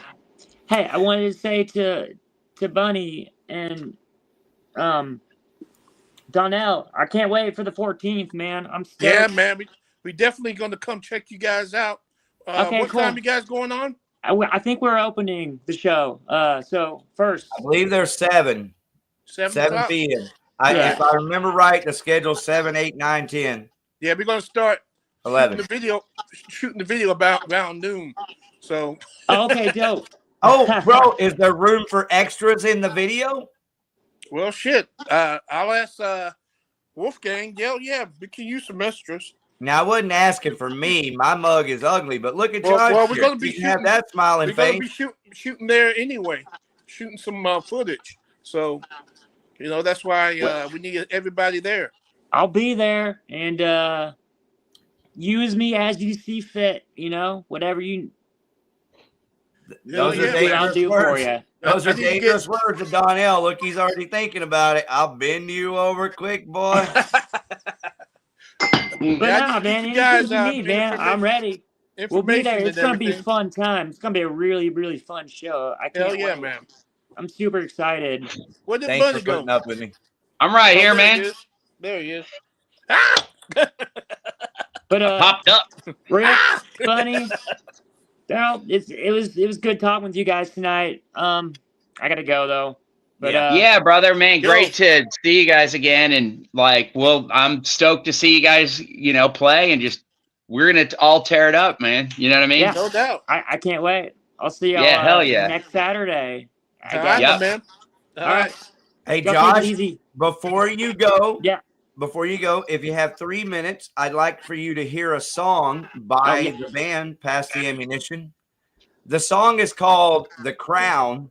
The video is a promotional video for the upcoming show, so y'all tell me what you think. Okay.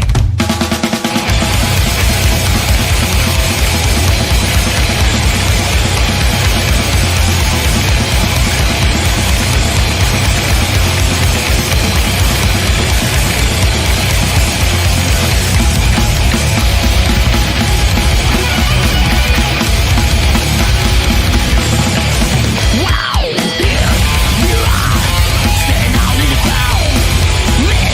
This style is like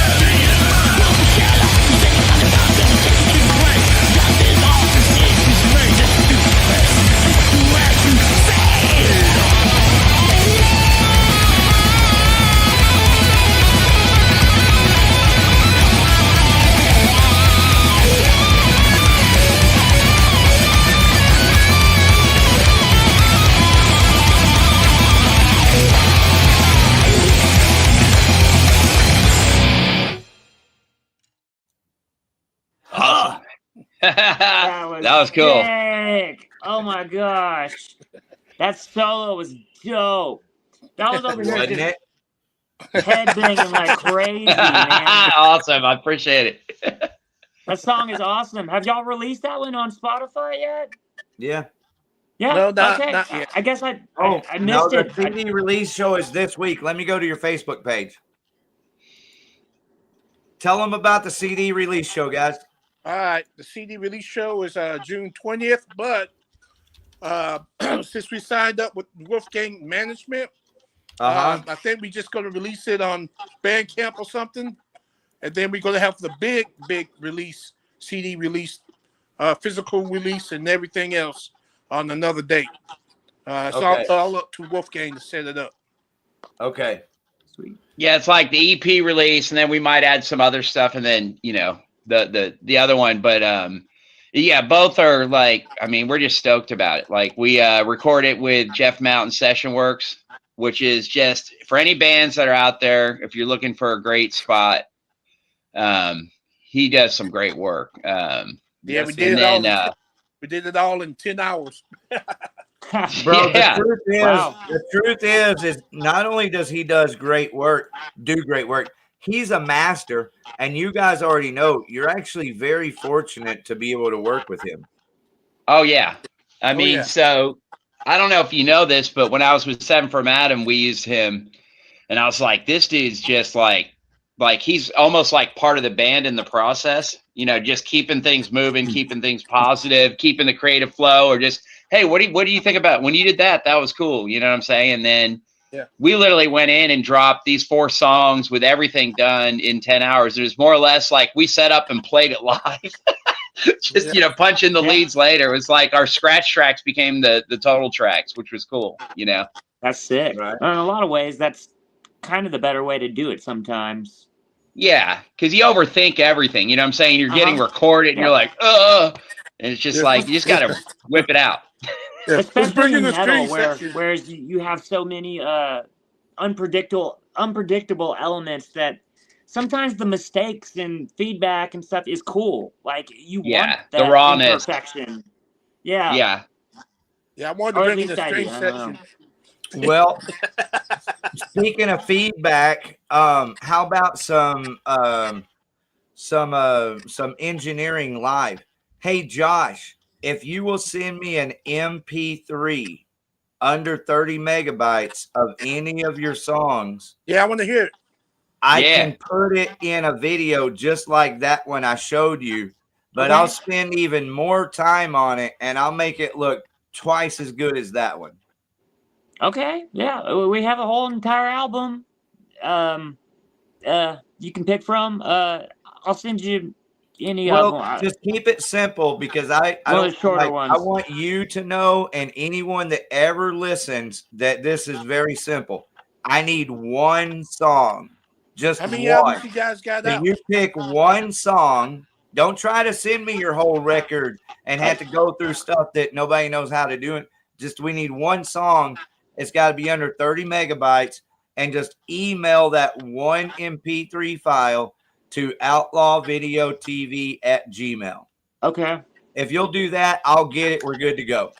Now, from there, you, Josh, and anyone else listening, Bunny, everybody, if you want to send me the whole record, send it to me. I've got Google, whatever that thing is, where you can send it, and I can load it. Now, all of that. But people get confused. Like, I don't have a Wolvera song. I've been asking them. I actually spent time talking to the guy while he was trying to send it. I'm like, I don't know how you don't know how to just email me a song. So I'm going to be careful, because I'm not mad. I'm not picking on Wolvera. But really, everyone listening, if you email me a song, it doesn't matter which song. Just email me one song that's under 30 megabytes, Blow Your Brains Out Radio, and I'll play it for you. Cool. Yeah, I'll send you our newest song. Cool. Hand pick it, Josh. There you go. That's my point. You know what I'm saying? Like, get that one that's going to step out. Well, I'll make another video for next week, Josh and Bunny. Yeah. With your song on it.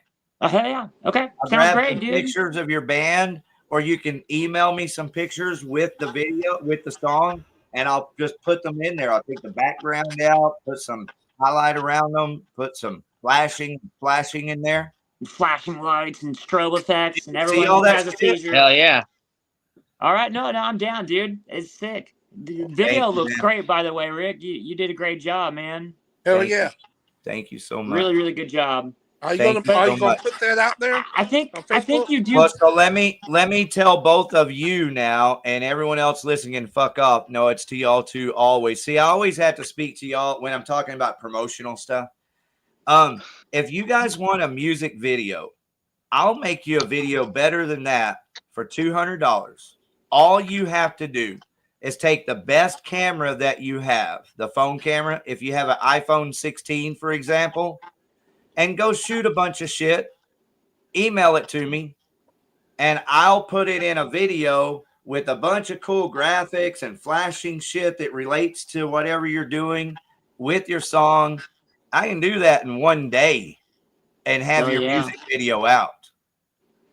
This is what I'm talking about. I think I'm highly intelligent and know how to make shit work where people don't even think about it. So there's no need for me to come video you and there will be a big production unless we're getting, you're causing a scene. You're going to we're all going to be going, look at them, man. That's our boys in past. They're making a video, and so everybody be taking pictures. We'll all be posted on Facebook. So that's beautiful. And I love that y'all are, doing that. And that's going to happen this 14th. So everybody get there early. But if you remove all of that beautifulness and you just want a video, just go shoot get someone to hold your camera while you do goofy, stupid stuff in front of cool things with guitars, fireworks, and send it to me. Okay. In one day, I can put a video together that's as good as anything anybody can do. Sweet. What time are y'all starting to shoot y'all's whole plethora of things on Saturday? Yeah, so we're just meeting at Haltom at noon, and just I think there's a graveyard nearby because we got to get the cliche graveyard thing going in. Yeah, got to have it. Of course. No, but just all kidding aside, there's some ancient graveyard with 1,800 headstones, and Wolf has got a lot of ideas. You know what I'm saying? We're just very blessed to be able to work with him because he's. I mean, you look at Within Chaos and everything, and he's helping us out, because he saw us play and was like, hey, I dig that, and he's exactly kind of what we need to help push to the next level. So he's got some creative ideas. It sounds like he's hungry, and he may be cutting you a deal, and that kind of shit is just irreplaceable. Exactly. Yeah. And so, good on him and good on you guys, because I want the best for everyone always. But if anyone ever finds himself needing a video right now, like today, that's cool. $200, I'll whip it right back out to you, man. All right. Nobody will do that. Nobody will do that. You're gonna right. That's what I was gonna say. You're gonna get Ron Jeremy hitting you up. Hey man, he can do his OnlyFans in my spare bedroom. Is he still alive? I'll keep it. I just saw a documentary, a promotion that's called The Rise and Fall of Ron Jeremy. I'm like, The Rise and the Fall. What happened to Ron? I think he got in trouble with some weird stuff. I don't know. Probably some sexual allegations. Man, what do you do? Fuck a chicken? Right. Fuck a chicken? What the fuck? All right. Well, Peter came in. Josh, before you go, are there any other shows that you have to promote with Heart Check? Yes. Is it on your Facebook page? Yeah. They're on our Facebook page. Yeah. Okay. I'm on the way there right now. Pulling it up. Give me a second. We have the power. Now we see who has the power. Who has the power? That's right. I love that, dude. I love that, Donnell. I love that song. I love what you're singing about. I have a song called Hungry for Blood. Man. Oh yeah, that's a song I never got to sing. It's talking about, it goes, hungry for blood of kings, hungry for blood of my enemies. So it's literally volcanic, you know, where I'm talking about drinking the blood of the kings from their skulls, you know. Right. So pretty messy song, but I never got to record it. Well, maybe we got to fix that sometime. Still got time, yeah. You guys are welcome to it, man. I'll like play it for you on guitar, buddy. I'll sit down and work with you. You can have it if you. It's an amazing song. See, we got to check it out, bro. We self-record all. You're welcome to just music. check it out and see what you think, man. I ain't even asking. You know, we're just talking, having a good time, and I love you, bro. I love your music. I love your band. I do, man. I have a good time with you doing anything always. You already know that, right? Man. Amen, brother. Back at you, man. Same. Right on. All right. So I'm over here on the Heart Check Facebook page, and we have a show here. Yeah, that's the next show. That's after this 14th show. That is a charity show. That's a back-to-school charity show. It's for underprivileged people who don't have money for, you know, supplies or food and stuff. So it's a Sending them back to fundraiser. school. Gotcha. Yeah. Very so cool. that's at RBC Deep Ellum. Red Blood Club. Yeah, Red Blood Club. I mean, do people still call it Red Blood Club? I guess I just did. Thank you. I remember RBC Deep Ellum. No, I mean, I remember back when I was like in my 20s and 17 and 18 when I was younger, when it was still called the Red Blood Club, and now they just call it RBC. Like, what is this? Yeah, I know what it was. I know Venom Inc. just played there and everything. Yeah, they do some good shows there. They do. I mean, it's an old punk rock club. And then after that show, we have one on September 12th, which is an emo night. There's no flyer made for it yet. Nah, it's still a little out in the distance. What's this, man? You got the Shack Attack? Yeah, The that's our album artwork on Shaq's hand. He's giving it the seal of approval. Oh, I see it. Yeah, man, he's putting that Shazaka power to it. The Shazam, yeah, I know. Yeah, you the know how everyone Shazaka. says there was a movie about he was a genie. I remember, Did that movie exist? I know that's one of like the things they talk about in like the Mandela. It's like the effect. cornucopia.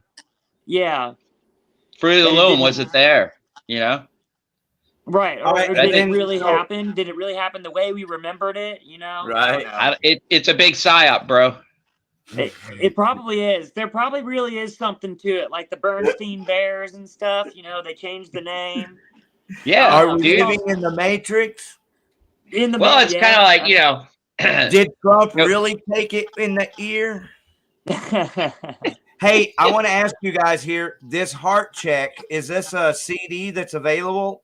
It is. It's streaming on all platforms: Spotify, Apple, YouTube, and then Hell yeah. Yeah, it's 10 songs. Full length. Anybody wants to do me a favor, go buy you 10 songs tonight by Heart Check on Apple and have the time of your life. I'm gonna go check it out. They be free, so don't worry. And then will you have a hard Sinbad copy was a for sale? psyop. Will you have a hard copy for sale at the Haltom? No, we unfortunately don't have any hard copies. It's we do okay. have That's why I'm asking. That's why I'm asking. Don't wait till the show. Go ahead and do it tonight. Get on over there to Apple or wherever you buy your MP3s and listen to some kick-ass music by Heart Check.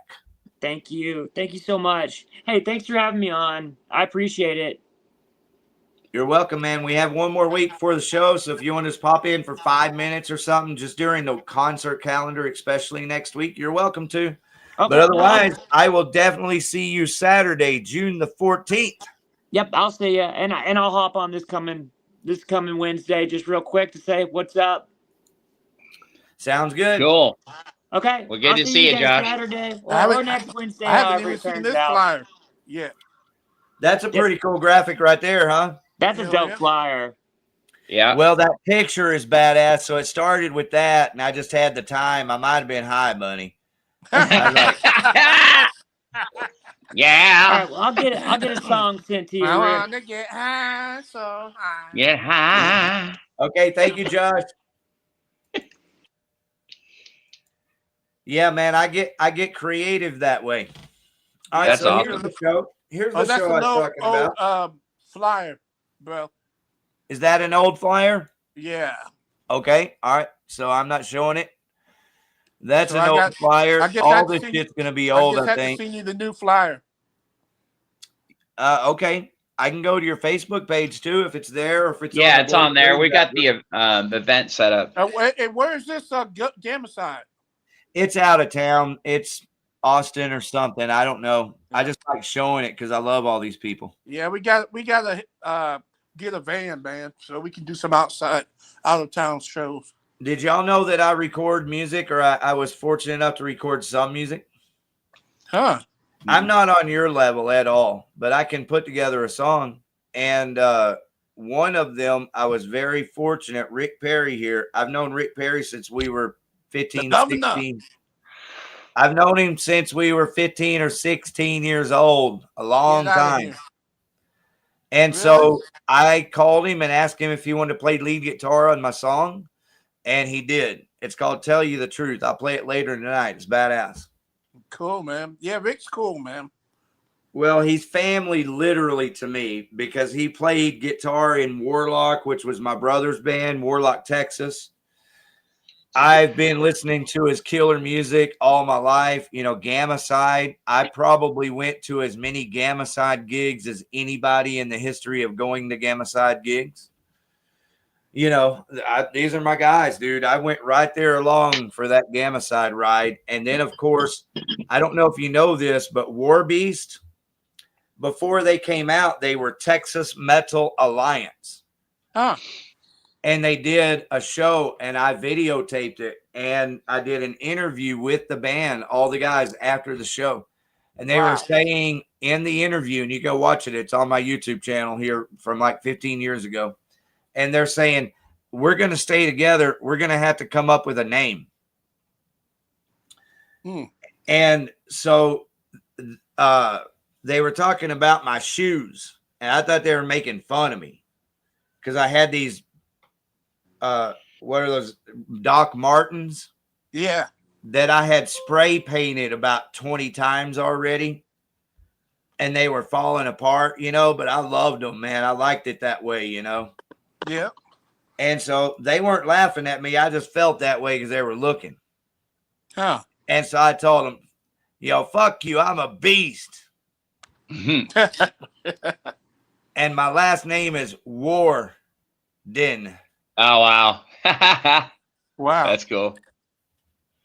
So anyway, I got to follow War Beast from the very beginning, and I don't mind telling you I'm biased towards certain things like everyone. I'm biased towards the first record because Rick Perry, I love his guitar playing so much.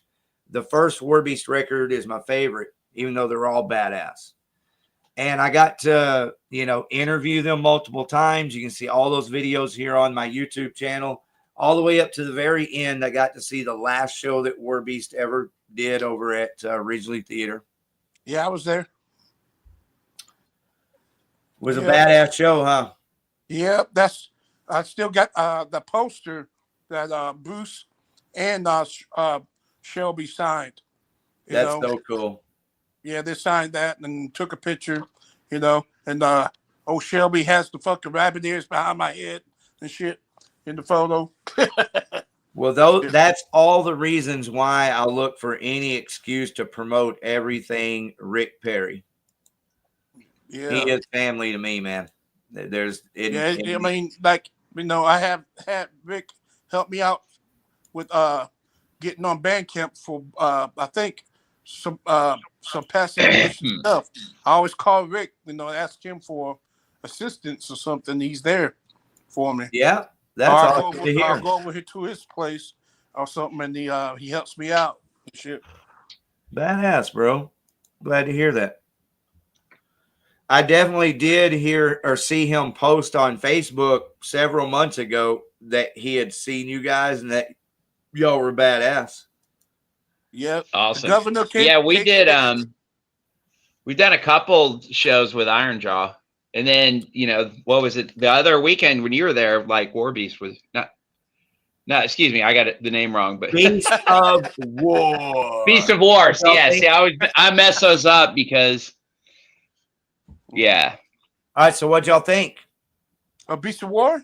Yeah. I left. I had to leave early. But dude, I'll tell you what I really like is I heard the guys were looking for me though. I dig Mr. Shelby's new mirror roads at Jackson's badass. Yeah, that was badass.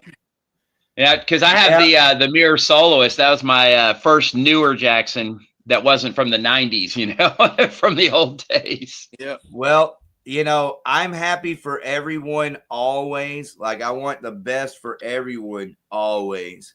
But some of us are literally from the streets, right?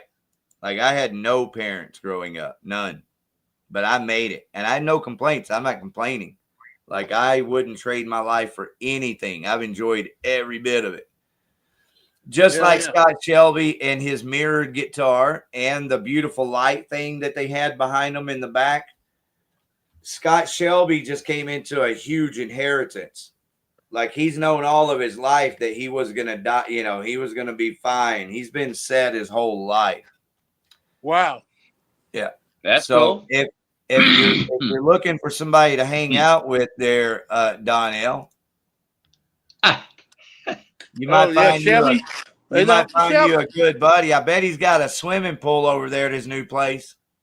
Yeah, man. I just never asked Shelby, about that. It's like, what'd you say?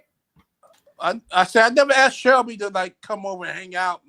I know a few times she hung out over this other guy's house who I don't want to name because I really don't talk about the dude, that much. But okay, well, I was just playing with you anyway, so it's all good. Good fun. But Shelby, we're cool, man. He's always, how in wrestling when they slap you in the chest and shit. Mm-hmm. Yep. Yeah, Shelby always does that. He walks up to me and is like, "Hey, what's up, brother?" Slap. Yeah. Don't take I'm that the only shit, one that man. can take it. I'm like, hey, what's yeah, up, man? no, I think I just felt your pain, bro. Don't take that shit now. You want me to tell you? Don't be telling Donnell that. Come on now. Hey, I'm a storyteller, and I have earned my stripes. I've known Scott Shelby since we were teenagers. Okay. Yeah, I turned him on to let me rephrase this. Since I've lived on my own since I was 16 and always had the best fucking stereo available, everybody was at my house. Yeah. All right. And so Scott and I spent a lot of time together as kids, So anyway, I've earned my stripes, man. So I've got a lot of killer Scott Shelby stories. But at the top, Warlock, Texas reformed for one show or a couple of shows. And that's my brother's band, Jerry Warden, Heavy Metal Hall of Fame, Elmo Jones Productions, and then Rick Perry, the governor. So they did a show at Diamond Gyms. And Scott Shelby might have brought his vodka that night. Because let's just say he was feeling it. He was feeling pretty good that night. But, dude, he was lean moshing through the pit and shit, And I could tell this girl right in the front was done putting up with that shit, right? No shit. Turn around, boom, she popped him right in the fucking nose, man, and blood went everywhere. Wow. Yeah. before his set? No, Scott wasn't playing that night. Rick Perry I was gonna say, damn. He was out there trying to have a good time. But I told you, he was drunk moshing, leaning through people and shit. And this girl, little small girl, popped him right in the nose and blood went everywhere. Ooh. That's a good story, right? Yeah. Oh, yeah. Sheesh. Well, I mean, it's hard to miss his nose, but Yeah, I bet yeah, you. what do you do? Hey, I bet you there's pictures on Facebook somewhere. Oh, wow. I know there are somewhere. Hey, Man. I'm over here on your Facebook page, and I can't find the other show flyer. Oh, for right there, you just passed it. Right there. Oh, that's an event page. No. Go up. Keep going up. Right, right in that, right there. Like, yeah, that there's 3 images in that thing. You just click on the top one. No, he's talking about June 20th. Oh shit. Yeah, I'm looking for the show flyer. Yeah, is that the Reno show? Yeah, we're looking for the updated Reno's flyer, buddy. Yeah, I thought I put it on there. I'll send it to you. It should be on there if you go to events. Then let's do that. Let's hop on over here to events real quick. I know how to do this. Events. Because it should be on there. I had to tell Violent to update it because the guys. Well, under past ammunition, the events on the page. Because the guys from Dreadland hit me up or hit Buddy up. They're like, yo, man, they still got the old flyer at Reno's for Reno's. I'm like, oh shit. So I had to call. Well, I had to message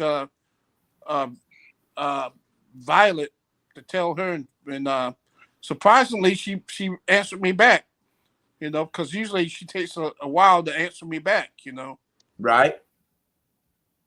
So. I love it when people answer back.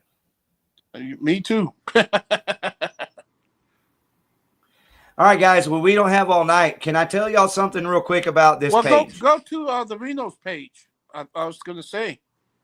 Well, before I do, I want to tell you something about this page. Oh, okay. Do you recognize this page? This is the Blow Your Brains Out group page. Yeah. Oh. I know y'all have been over there. I know y'all been over there a few times, so I'm not like pointing the fingers at nobody or griping at anybody. Oh yeah. I was over there today. What I'm asking you, since I have you guys here, Donnell and Bunny, I talked to Hef from Vane today. I talked to Grego from Collide Over Me today. I talked to Randy Roy today. I talked to Eddie Lee today. Listen, I've been in sales all my freaking life. And I want to tell you that that's what we are doing. We are in sales whether you like it or not, because you got a record coming out. You're sweating your balls off every fucking day trying to do what you love and make a dime doing it. I'm having a great time, but at the same time, I'm always conscientious that I'm trying to put $1 in your pocket. Yeah. Yeah, we appreciate it too. Yep. Okay. So I believe instead of saying, well, what is a band supposed to do these days to get famous or to get signed or to be able to pay our bills, right? Everybody's asking that question. Right? Yeah. Yeah, 100%. What's a band do these days? Oh, Okay, yes. Changing landscape. It's not what it was back in the day where you get the record deal and the big events and the bus and, you know, it's not like that. Only fans. That's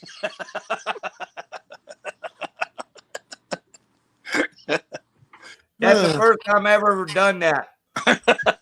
Only bands? Only fans. I did that for you, buddy. I did that for you. Right on. You inspire me. Hey, well, you know, here's the thing is that I used to barely smoke and I was a raging alcoholic and almost killed myself on booze. So amen to that. I hear you. So I've been quit off alcohol for about, I don't know, 3 years in April. And now you got this freaking Dan Patrick trying to ban all. I saw that yesterday. Yeah, all the gummies, everything, right? So he's like taking us back to the 70s, watching the movie Reefer Madness. And I got to tell you this is that some of this stuff is what keeps me from going to the bottle. You know what I'm saying? If I can have a light gummy for the mood, I mean, hey, I'm sorry, man. I'm not going to Big Farm. I'm not taking shit. You know what I'm saying? But my greens, and now this motherfucker, is taking $350,000 from the liquor big liquor, and now he's killing the cannabis industry, which is also a $1 billion industry that's employing about 50,000 people and growing, and it's helping vets. Hey, Bunny, I appreciate you talking about it. Like, thank you for sharing. Thank you for saying that. Yeah, and, man. And if you're not done, I'm not stopping you. I just want you to know that this platform is a free forum for all. Like, my heart, I'm not left, right, or centrifugal. I'm independent and freedom for all, right? So I honestly wouldn't care. Like, my friend, one of my very best friends is Troy Dorsey, and he loves the Lord a lot. If he were on here and he were talking about how much he loves the Lord, I would appreciate that too. And it's not because I love the Lord, you know, it's just because this is a free forum where I don't care who you are. If I think well enough to have you on here, I want you to be able to be yourself. This is the place where I ain't asking you to be somebody else. I want you to be yourself. Now, if you want to be in character because you're in a band like Gore, then be in character. Right. Well, I appreciate that, brother. Thank Hey, you. Man, yeah, because here's the thing, is that just to finish up, and by the way, if it wasn't for Jesus, I'd be dead. So I give it all to the man upstairs personally. Okay. So there you go. Hey, but I love you saying that. You could have also said anything else, and I would have loved that also.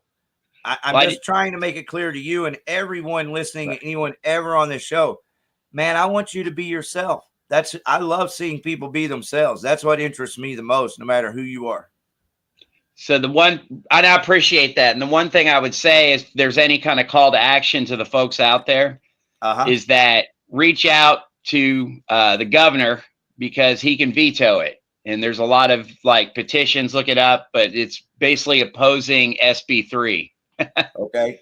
So, because hey man, I like having my gummies and stuff. I don't need to go to like the dope man's house. I like to be able to just get some stuff shipped to my house, you know, get some gummies, and nothing wrong. Not hating on the dope man. I'm not suggesting anything. I don't do that. But sometimes, you know, like Robert Rodriguez really is one of my very favorite all-time movie producers, and Quentin Tarantino. And the reason why is because they don't try to stay in a format that has to be real. Yeah. But somehow they're able to capture that realness and that way off fantasy at the same time that makes it like real entertainment. So what I'm saying is, it's just a question, not even a thought, or certainly not a recommendation or a suggestion. But I mean, there's enough people in the state of Texas with enough guns and ammunition. Why couldn't people just go, you know, take the laws off the books themselves? Is there a law like that where enough people could just go, hey, we're here to remove that. Somebody fucked up and we're going to grow weed in our yard. So I don't know what y'all are talking about. It's all like foreign to me, but we're here to remove that because y'all fucked up, and we're going to go plant our weed in our yard. It's some dandelions. Yeah. Is that okay? Like, I'm just asking a question. They're trying to take it back to the 70s, like where if you have like a joint, you get a felony. Yeah, it's like ridiculous, man. It's just, you got Oklahoma, my gosh, you know, they at least opened up for medical, and now you've got this drug, and it's only because that Dan Patrick took $350,000 from, and his like campaign manager was the old guy from Eagle Brewery or whatever, you know, so. It's just an example. This isn't the first time that we've had, you know, politicians move the shells around on us. Oh, of course. I mean, good Lord, we don't want to get in that. For example, let me share one of the most grotesque. There's multiple, and I'll share a couple if you want, and then you can talk about it all you want, because I'm interested in you and what you have to say. But everybody knows this, so I'm not saying anything new, but I'll remind you because I might have thought of it in a while. And it's that marijuana stays in your system for 30 days or more and stays in your hair if they tested you that way. But the thing about opiates, and one of the reasons why all the kids especially were willing to try opiates, had 100% to do with the fact that those opiates are out of your system in 1 or 2 days. Yeah. Did you know that?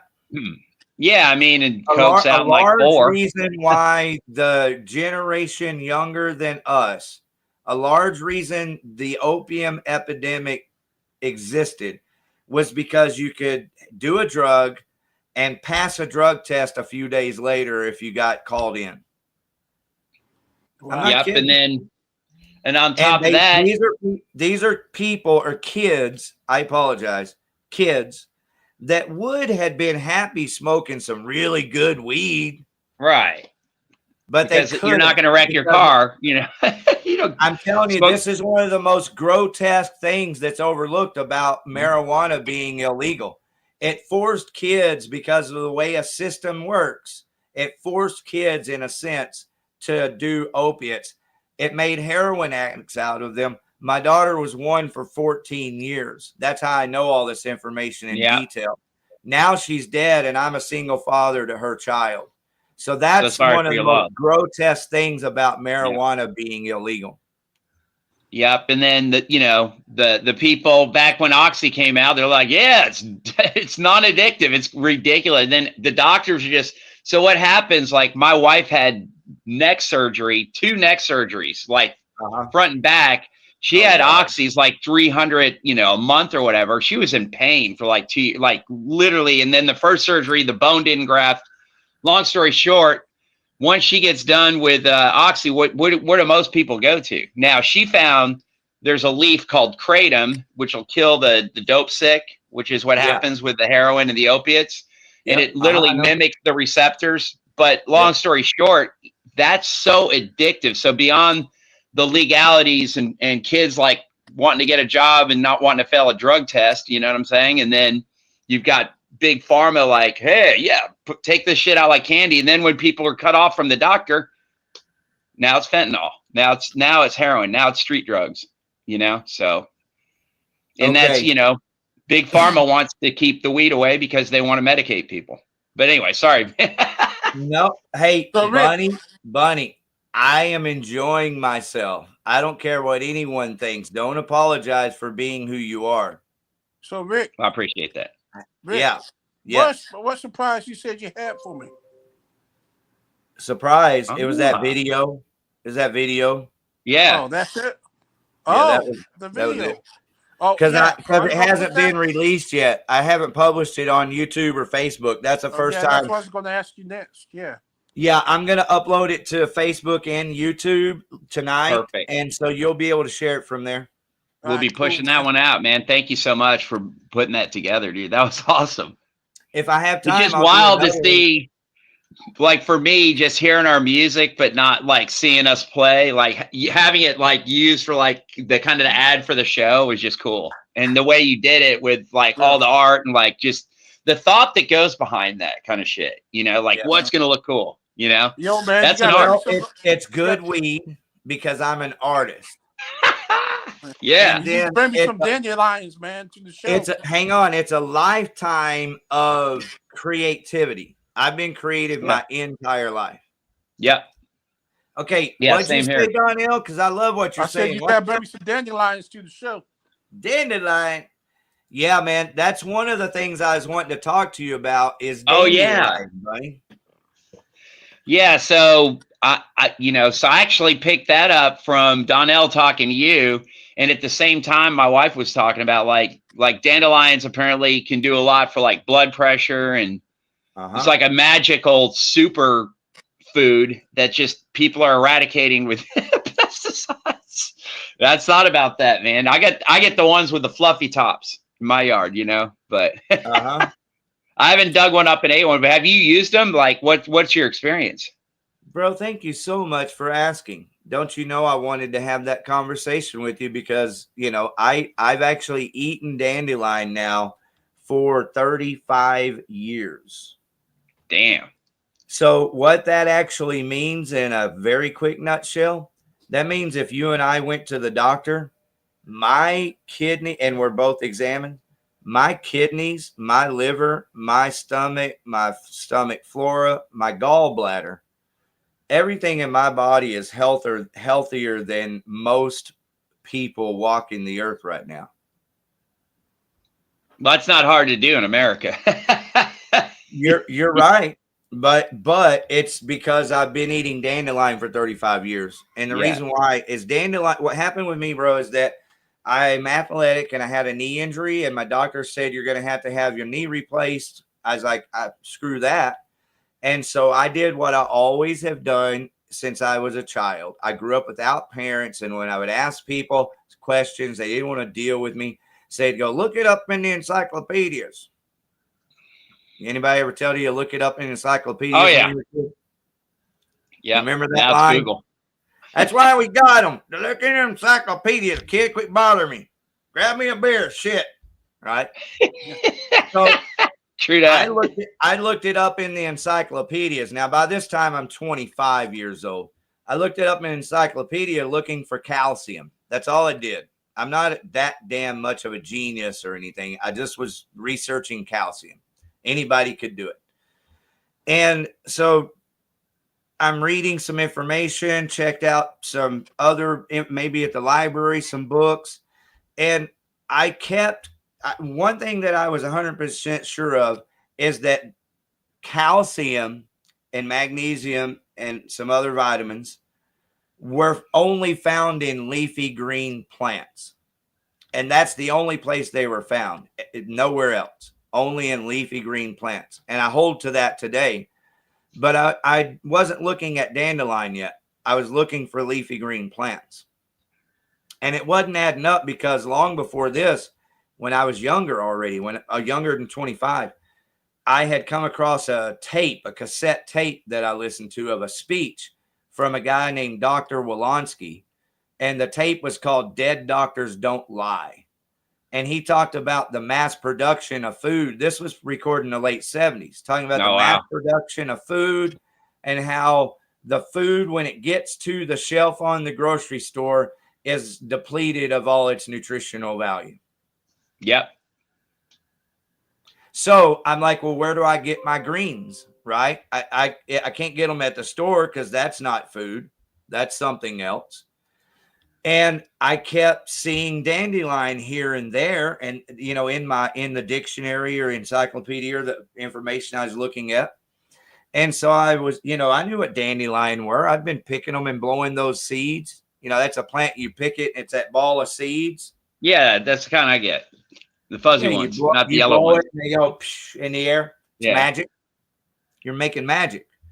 So I knew and I could see it, and I was like, well, damn it, that's a leafy green plant. It just hit me one day.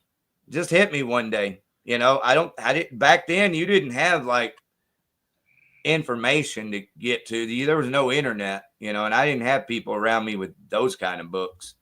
So that was it. It just hit me one day like an epiphany that I need to try eating that. And so I ate it. I just picked it, wiped it off, and ate it. Maybe I watched it. I can't remember. And I was like, okay, I don't want reconstructive knee surgery. Should I be eating that dandelion? And it was that simple. I was like, I feel like the craziest person in the world right now. But I think I'm supposed to be eating that dandelion. And so I just made that turn when I was 25 years old, and I started eating dandelion on a daily basis. That's wild.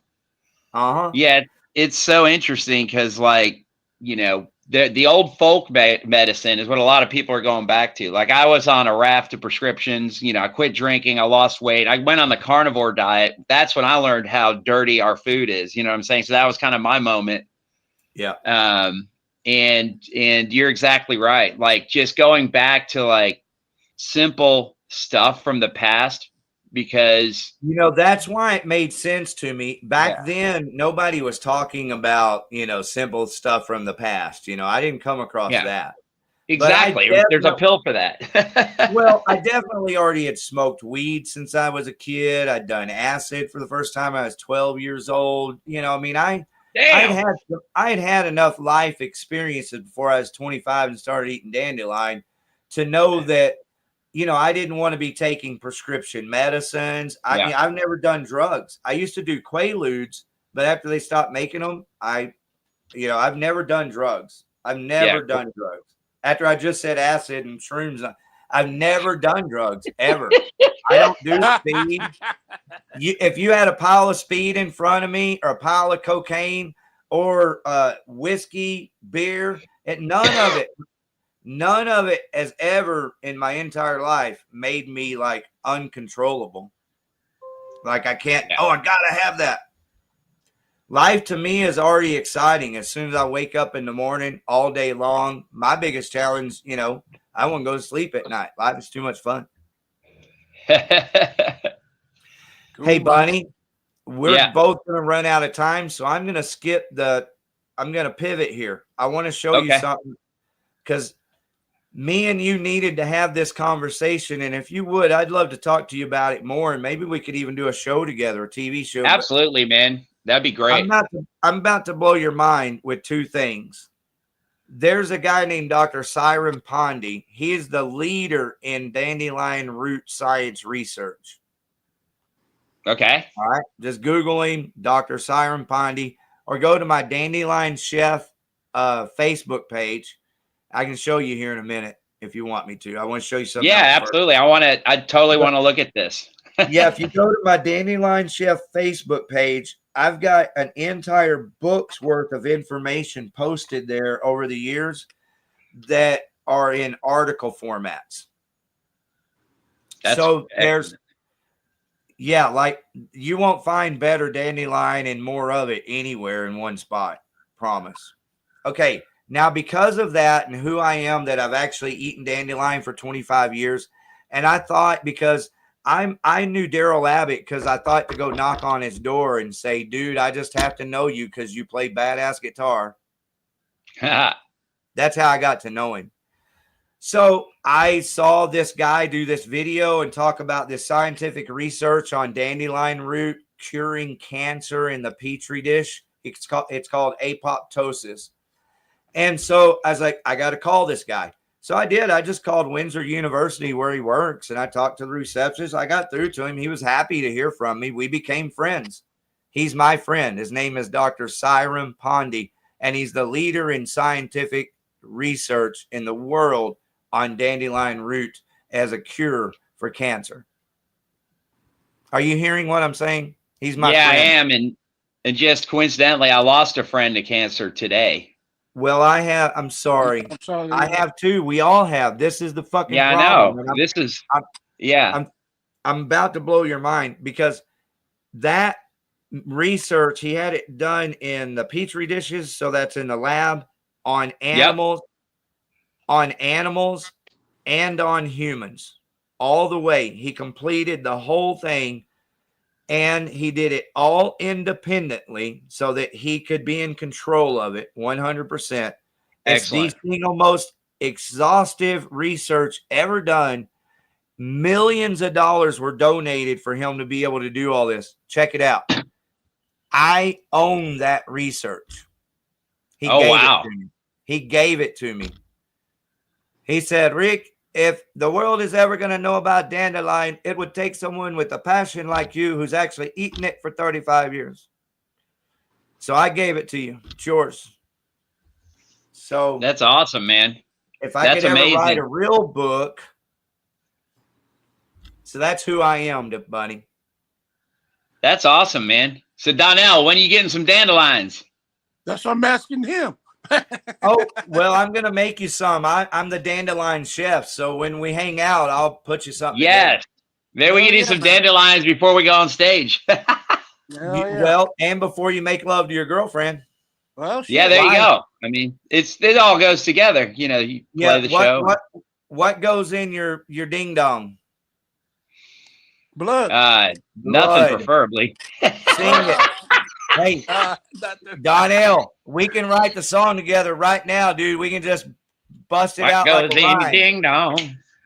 Yeah, dude. Ding dong. Gotta have that blood in your ding dong, man. Ding, ding, a dingity dong, and a ding, ding, dingity dong. You got that blood in your ding dong, you ain't getting it on. You got that right. Have that blood in your ding dong, you ain't getting it on. And we already know, and you do too, because your world done fall apart. because you ain't got no blood and going to your ding dong. So Yeah, that's my point, man. Blood-free ding dong is not a good thing. Dandelion to make your dick hard. That's my point. There you go. Now it's out there in the wild. It's out there. That's right. It's starting fires. So you're saying I'll be like playing my guitar like this by the end of the show. Start like this, and then kind of like, yeah. See, Tabletop. I love you, man. Thank you so much for having fun with me. All right, so don't take my advice. Just check it out. Now, let me share one more thing with you that's also going to floor you. Okay, you may not have your mind around what I just told you yet. I'm telling you, I know how to cure cancer. I don't care what the state of Texas says. I don't care what I don't care what an attorney says. I don't care if they shut my internet off right now. If I can't be myself, I don't want to be at all. You know, give me freedom or give me death is not a catchphrase to me. So anyway, I'm only telling the truth. Dandelion root is proven to cure cancer, and I have the proof. All right, that's one thing. Now, do you see the picture here on the screen? Yep. See what it says? Wild lettuce. Well, it's really small. It says wild lettuce. Thank you. I'm just making sure we're all playing along. Do you recognize those leaves? Do you recognize the plant? Looks like dandelion. I was looking at that earlier. No, it's not dandelion. It's a different leafy green plant that grows wild. Do you recognize it? I'm not much of a plant identifier.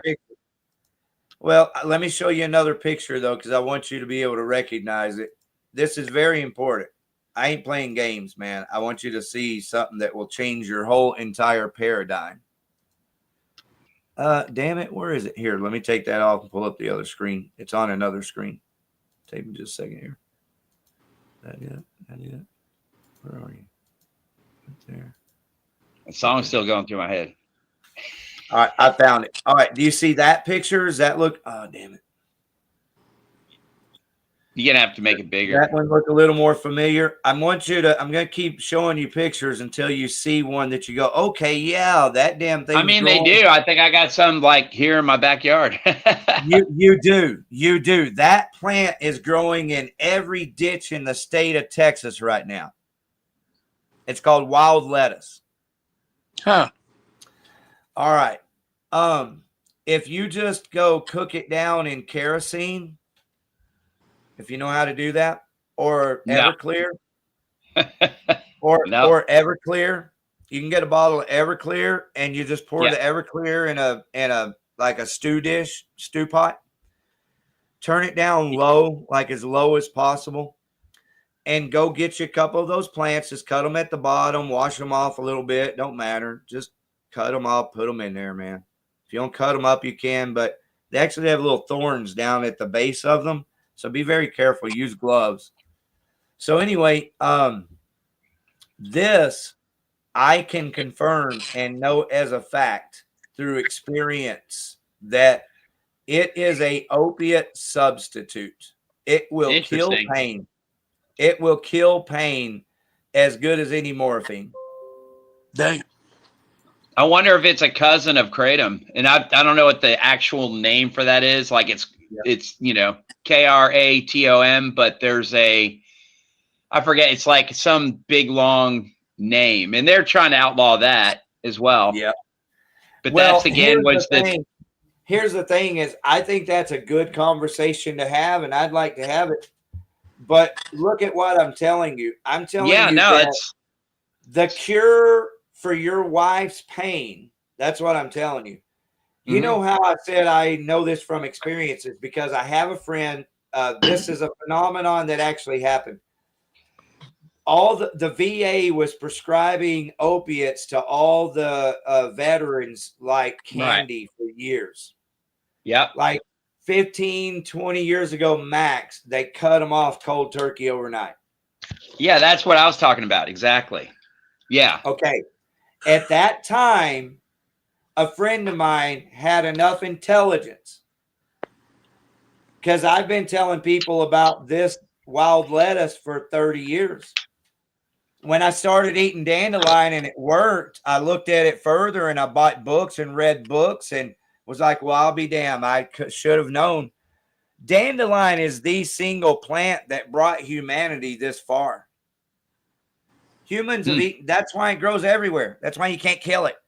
It is the dominant leafy green plant. It's one of the weirdest things that I know this and no one else does, but I do. Hmm. All right, so the just leafy green, like this one here, the is this like a brother or sister of the dandelion? Well, I don't want to get off in the weeds too much, bro. I can answer your question, but you're not going to understand me. Neither will anyone else. Yeah. We got to dive into this later, though. Like you said. Thank you. I will. I'm super interested. I can take you to websites. I can take you to the state of Texas website, and I can show you every mineral in that plant. Okay, we can do that. But right now, I just want you to know, I had a veteran friend named Timmy Coonrod that had his liver was cooked by all the opiates. So he was on dialysis at the Liberty dialysis place twice a week when they cut him off of his meds. He couldn't get opiates anymore. VA cut him off. VA cut him off. And he was smart enough to come to me and say, Rick, what's that damn thing you were talking about? Because I'm desperate. I don't know what I'm going to do. And he knew I loved him. We grew up together, went to school together, and I loved Timmy Coonrod. And he knew but all my friends think I'm crazy if you didn't know this, Bunny. They don't know why. They just know I'm crazy. But the truth is, it's because of this. This is why everybody thinks I'm crazy. It's because of this. All right. But anyway, Timmy Coonrod knew I was crazy too, but he's desperate. He's like, dude, do you think that shit really works? I was like, oh, I know it works. It definitely works. He's like, then you think I could? I'm like, yes, you can. Here's how you do it. So we did it. And he did it for like the last 3 years of his life. That was his pain medicine, and he loved it. And there were no adverse side effects. There's no adverse side effects. It's a plant that grows out of the fucking ground like a weed. Yeah. Look, man, if God were to exist or show up, whatever your concept that makes this feel right to you, but if God were to exist, I would think that everybody would think the way I do, but I'm wrong. But I would think everybody would think, well, where would God be? Jehovah Jireh. Where would that provision be? You know, when you're eating your food and you're like, well, this grew out of the ground. Thank you, God. This grew out of the ground. I don't understand why people don't make the connection and look at the ground and see all the food. It's right there. It's been there all this time. Food, medicine, everything you need. Just we're walking over it. 100%. Everything you need, we're walking over it. And we're going to McDonald's to buy Happy Meals for our kids. Yeah. All right, I'm done. Well, a lot of marketing went into that. You know what I'm saying? A lot of people making a lot of money off the misery. So just like marijuana, just like alcohol prohibition, all of it. It's all a racket. I'm not a conspiracy theorist guy. I'm a fundamental thinker, not a fundamentalist. I believe in independence and freedom for all. So coming from that position, it's real easy for me to see things, apparently. And what I see is that if you just look in the dictionary, a racket is when someone controls the flow of income. That's all a racket is. Yeah. If there was, I'll tell you, Sherwin-Williams paint store. If there's a smart hustler, and there always is, almost every Sherwin-Williams, there's someone in there that knows, hey, if I refer this painter and they actually hire them, then this painter will bring me some pizzas and stuff, man. Right? Hell yeah. Don't you know that shit happens every day in America and every Sherwin-Williams? So then it goes from pizzas to a gift card to $200 in the palm, right? That's how it happens. That's a racket. It doesn't make them all evil. I'm not saying the world is hell-bent and evil. I'm saying it's a racket. It's all a racket. Yeah, it's all fun and games until you're not talking about the will of the people because you're taking in your racket. You know, you're doing your, you know what I'm saying? And all the politicians do it. They're taking money out of your pocket that they don't have to. They don't need the money. They don't need your money. They're taking it because they can. And that's what I'm referring to. You know, it's a racket when you're controlling the flow of income. In other words, you're making the money and you're keeping someone else from making the money. That's what a racket is. It happens everywhere, all day, every day. And it happens in the government, and it happens in the pharmaceutical, it happens in the banking industry. It happens in all those places where you don't want a racket happening. Yep.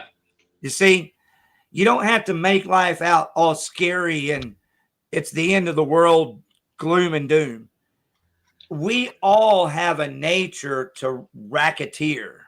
We do it in our own little ways. We control the flow of things.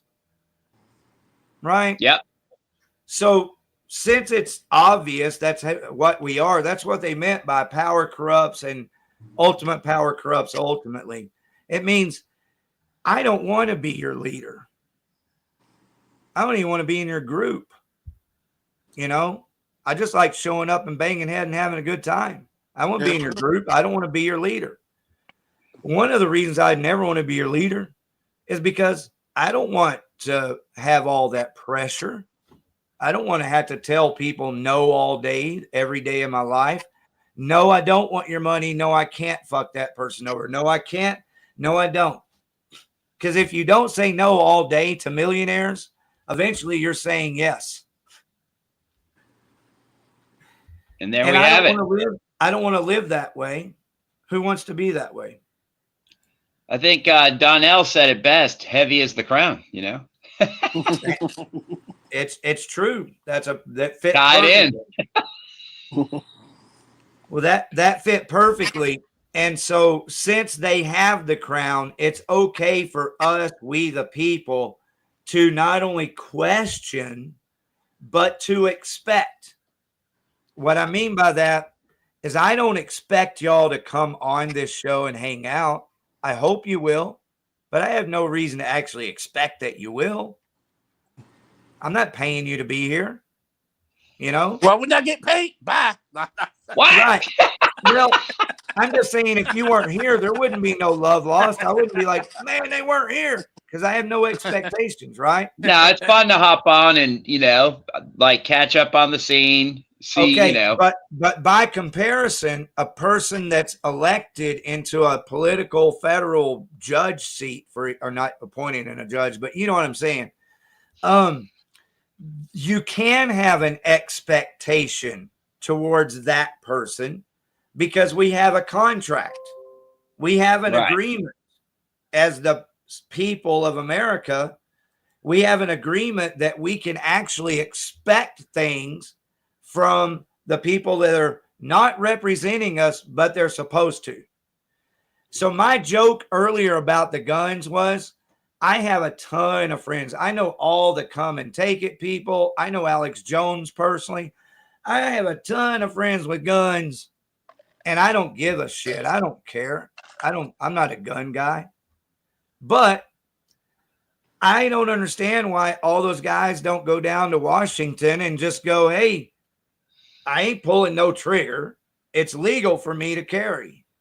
So we're down here legally carrying hundreds of millions, millions of us saying, take that shit off the books.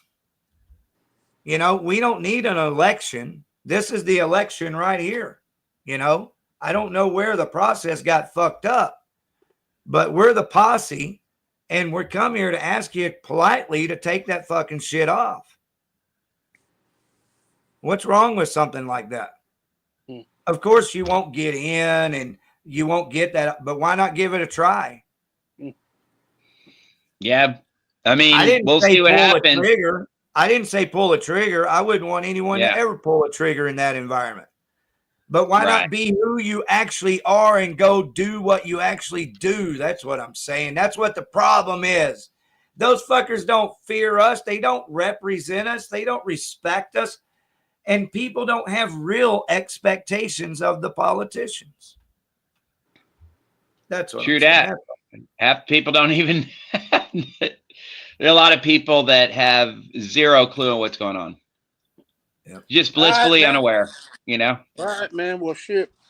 I envy that stuff. How you doing, Donnell? I'm fixing to get off here and everything. Yeah, I'm fixing to have to head myself. Like I said, we got a new video we're shooting next week before the show. And hopefully I ain't sweaty before I get there. and everything. But, well, bring your extra set of leathers. There you go.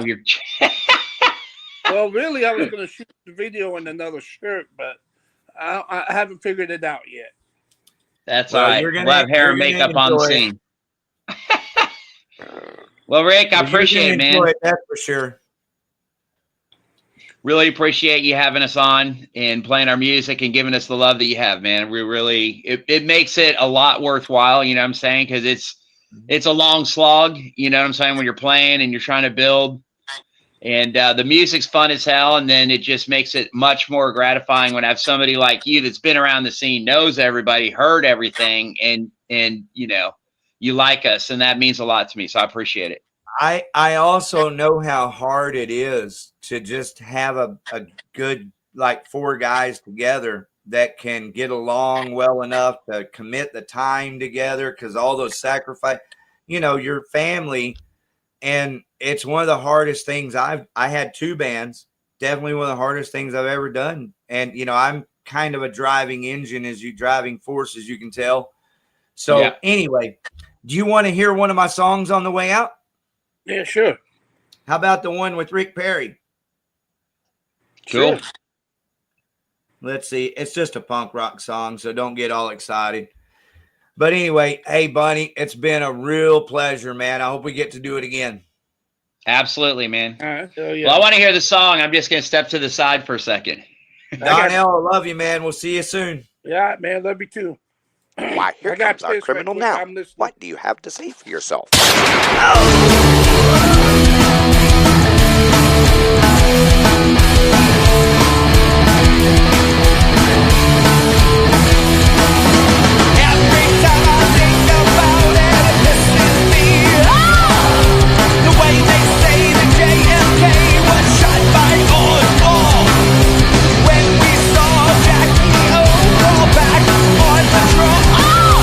What did she go after?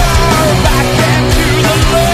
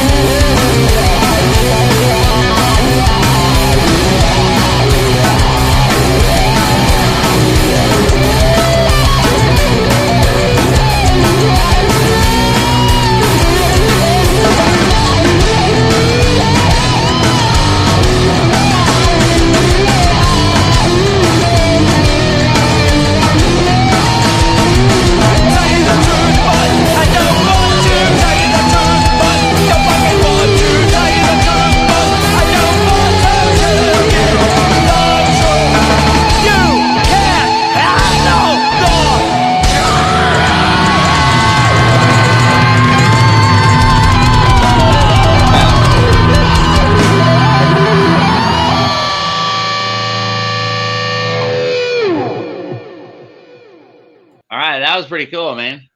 Thank you very much. Right on, bro. You know, that's what it's all about. It's having a good time, right? Yep. All right. Well, brother, I'm going to sign off. I got to grab a bite to eat, man. It's been awesome talking, and let's catch up more on some of this other alternate science kind of stuff, you know? All right. Well, man, you know where my door is and that it's open to you, brother. So I've had a great time. See you next time. All right. See you next time. Take care. Bye. Everybody go see Bunny Powers and Pass the Ammunition. Here they are. Oh, you know what? Before I end, I want to actually play that. And you can go, Bunny. I'm just talking. I'm going to play the Last of the Sane video. Last of the Sane made a badass video. Check it out. I'm going to back it up here so you see it. Make this work right. Give me a second. I can do it. I'm a professional. I can do this. What's going on?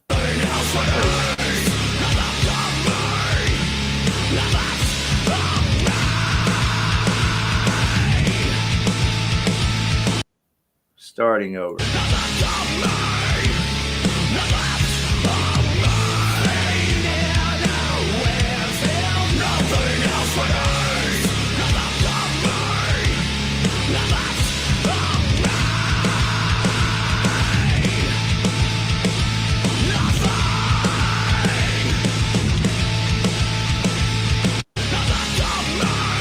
Oh, y'all can't see it.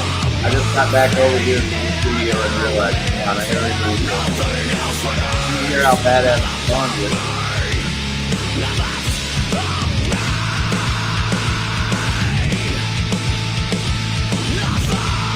Okay, we're gonna play it one more time. Last thing of this video.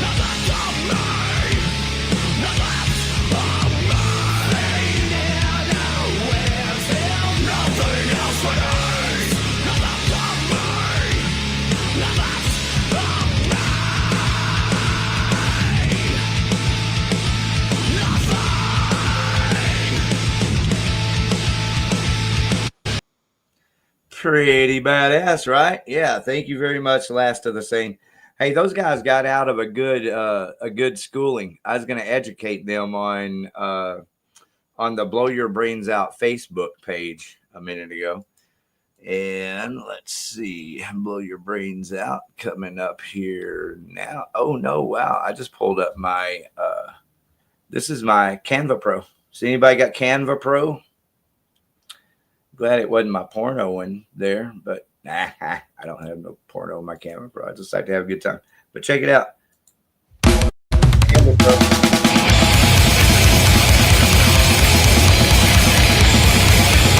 That's how you make the videos and stuff if you didn't know. So I just create these things here. There's 3 layers. So I can show you that by you got to click one so it knows what you're talking about. Hit position up here.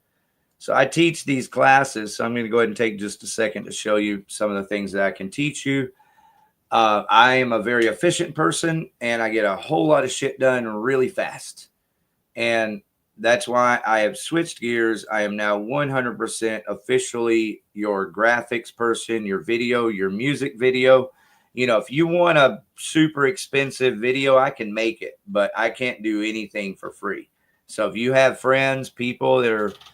There's always people in this industry somewhere, especially for really good bands. And I'm thankful for these people because I've been one of them. I did a lot of free stuff for Bruce Corbett and War Beast. I mean, all these bands. I've been doing free stuff for bands all my fucking life. All right. So now I would like for some of that to come back to me only because I desperately need it. I do enjoy making these graphics and I enjoy teaching the classes. And I plan on doing that. I'm actually going to make an 8 series of videos. I'm going to post them right here on Outlaw Video TV. And it'll be a whole step-by-step process of everything that you can do to help Outlaw Video TV blow your brains out very simply and show you what I do to help you already. So little trade-off would be nice, but nothing is ever expected. I don't have a contract. You're free. You're a free man. But be an 8-part series that'll kind of go through everything from setting up your social medias to knowing how to do shortcuts and things really fast that work really good in Canva Pro. and then even setting up your own TV show on StreamYard. So it's going to have the whole thing, because I believe wholeheartedly with everything in me, like Rick Perry, the governor said it, it has to be true. He told me, talking about that song, I'm like, Rick, you're promoting all this. How do you do it? He said, Rick, it's social media. So kind of like confident, like I know, but yeah. So this is funny because one of the first things everyone says, I've been bitching at my friends. Y'all forgive me for griping at you today. But first thing that everyone says is, yeah, man, I hate fucking social media. I'm like, okay, so you think I like it? You know, do you really fucking, I'm sitting here talking to you about it. You think I like it? You think I fucking, nobody likes social media. Nobody likes doing nobody. I'm a musician. I like playing guitar. My favorite things to do in life are waking up in the morning with nothing to do all day, 7 days in a row, every day of the week, so that I can just play guitar, write songs, make music. That was the most beautiful part of my life, other than with my children. My children trump all.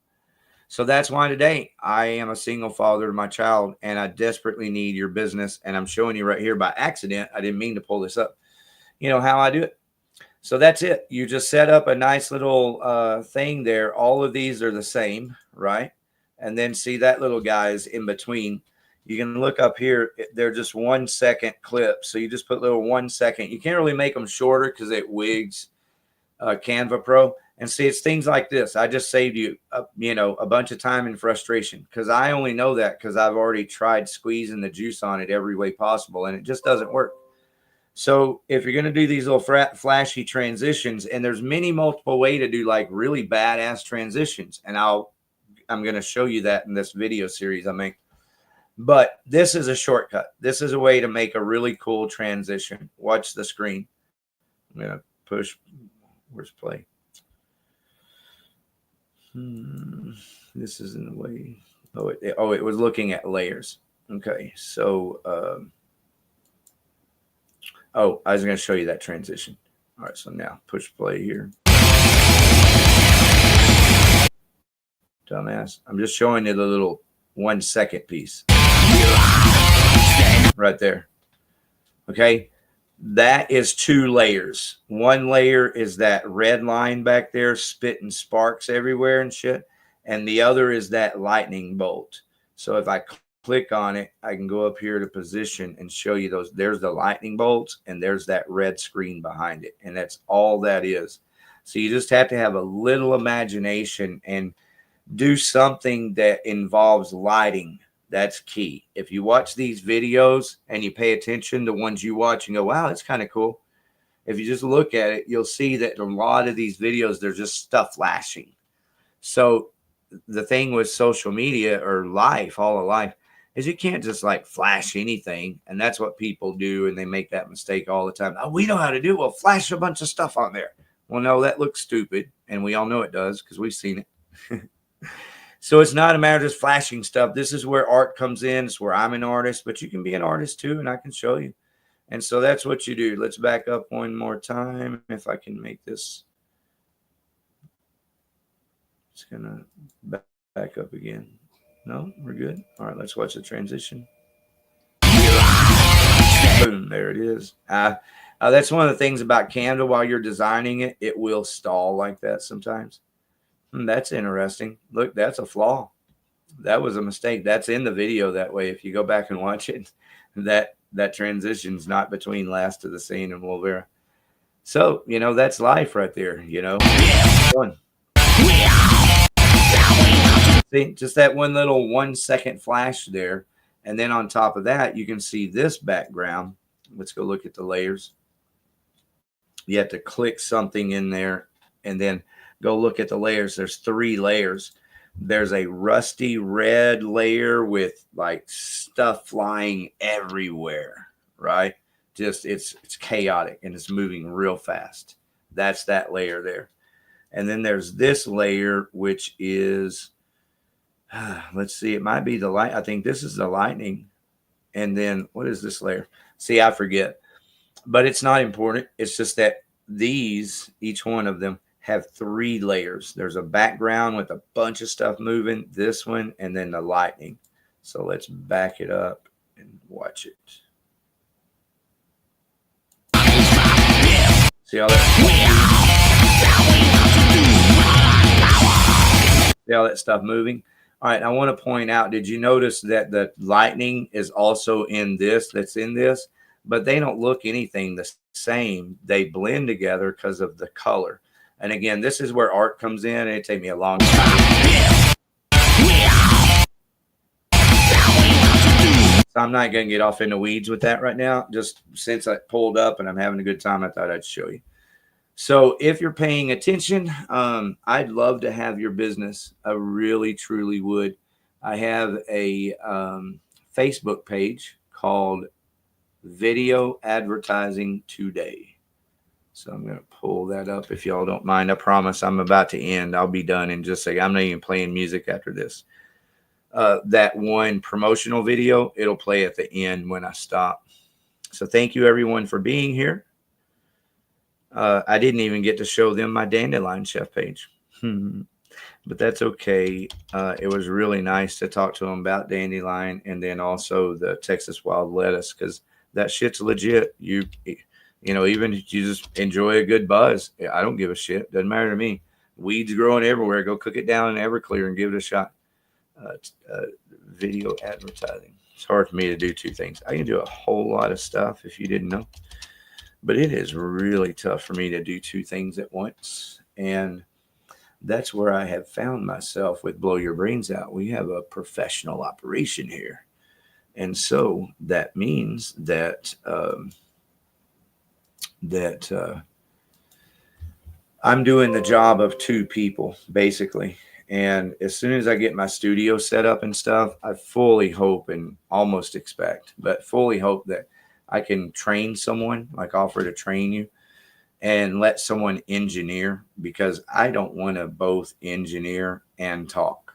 When you're talking to people, you just want to talk and listen and talk, right? It's very important. But if I'm doing stuff, you know, engineering, I really can't listen because I'm doing stuff and my focus shifts. So that's part of what's going on. Possibly like, oh, good. Okay, it's already there. So I'm going to make it full screen so you can see it larger. But this is my Facebook page. So if you want to help blow your brains out, definitely support the bands. Go say hi to Dave Jarvis. Go check out X610 Chill, all of his amazing music. I love you, David. We've missed you tonight. But, you know, thank you for being here because I need you. I really do. I need you. My grandson needs you. We all need, the world needs you right now more than ever because I need your business.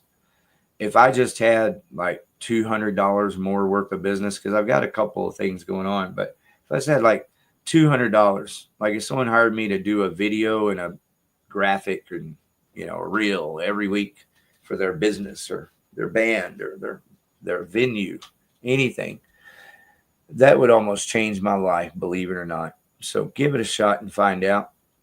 This is some of my intelligence and blah, blah, blah, blah. Social media is the new phone book. A stunning video is the full page ad. Look like the pro that you are. Get responses. Video advertising today. That works. Look at it. It works. It looks nice. This logo right here, that's AI. But look at it. The way AI works is one, you have to know how to engineer it. That's what it's called. You engineer it.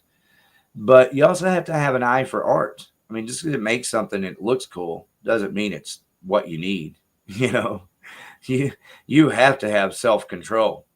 You have to understand, like, moderation has to be a part of your daily normal life to survive Chat GPT or AI imagery.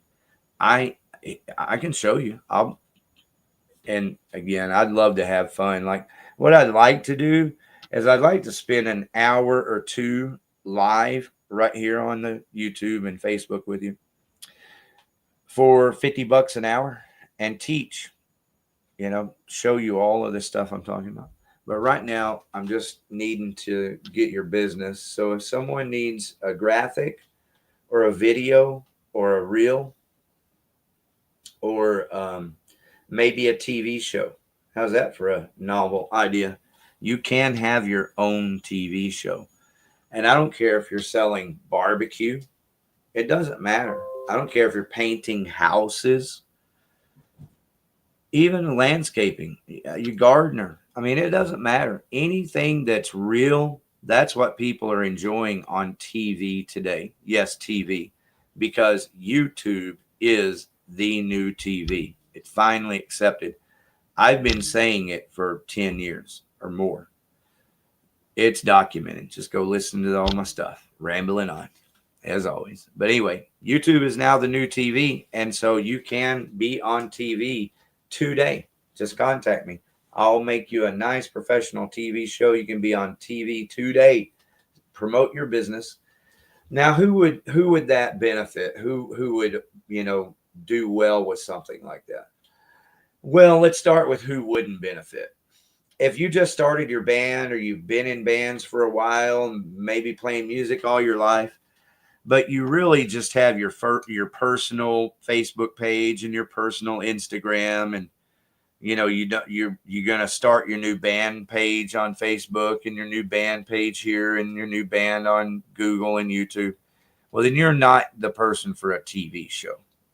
You know who you are, though? You're still a person for TV, right? Come on the TV shows. That's how I did it. I didn't start on, like I had a StreamYard account. I downloaded StreamYard and I had a free account. So for several months, all I had was my telephone. If I was going to do a live stream, I was going to be doing it from my phone. I didn't even have a computer. 4 years ago, believe it or not, that's the truth. And so I knew about StreamYard and this live visceral thing. And so because I have depression, I've had depression, like I definitely have not had time to grieve since my daughter died December 2019, just before the pandemic hit. And I became a single father. Like, the week she died, I was a single father to Phoenix. And I wouldn't trade him for anything. I want to be his daddy every day of his life. I love him as much as I've loved any one of my children, and probably more. I might love him more than I loved his mommy. And I loved his mommy so much. She is my girl. But anyway, I wouldn't be on social media begging for business. I'd be making music. That's what I was doing. I'm a musician. My dream was to raise my children and then spend the rest of my life making music and doing comedy. Believe it or not, I actually keep a comedy routine or 2 or 3, and I have kept a recent updated. I've got comedy routines going back for years, but written in notebooks and on computers and things. But I keep recent comedy, like something that I could walk in somewhere and do that today. And it's therapeutic for me. It's a way of kind of getting shit out of my system, just writing it down, even though I don't really have a place to apply it. But just knowing that I'm prepared, believe it or not, actually helps, especially if you're depressed for real good reason. And so, oh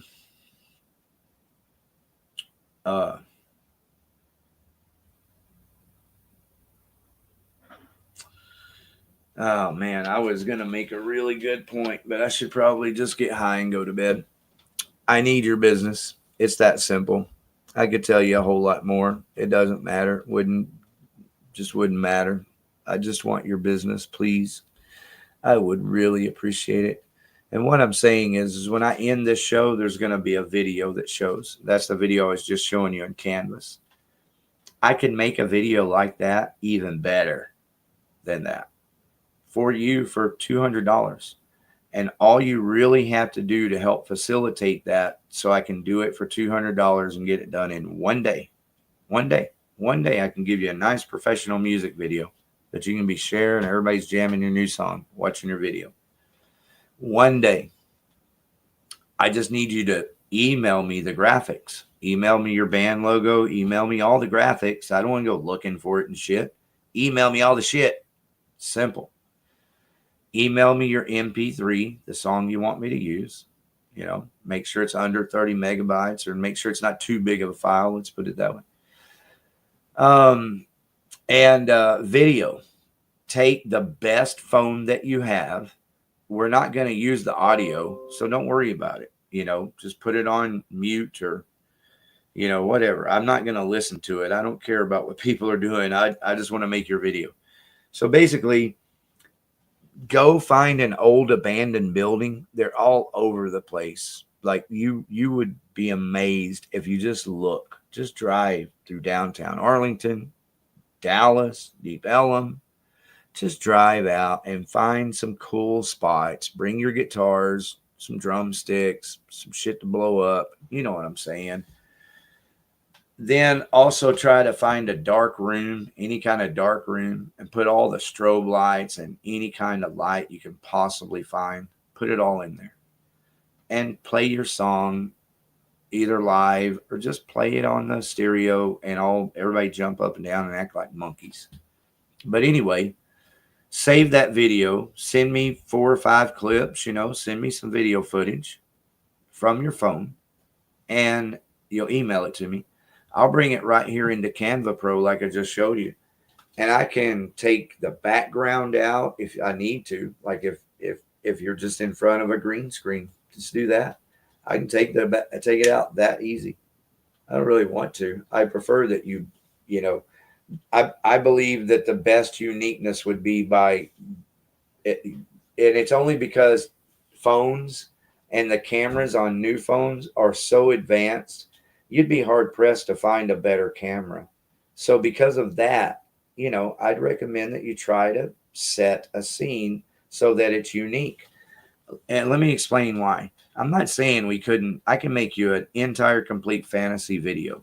Take everybody out but the band, and I can put different instruments in your hands, a whole scene behind you of castles and unicorns, you know, moving, anything you want, and not that much money.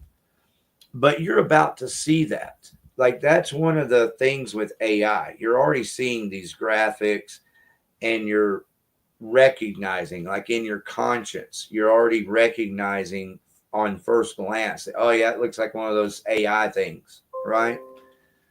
And so you're going to see a lot more of that, and it's going to kind of make AI look bad, you know, when people do that. But that's okay. That's just because people are stupid.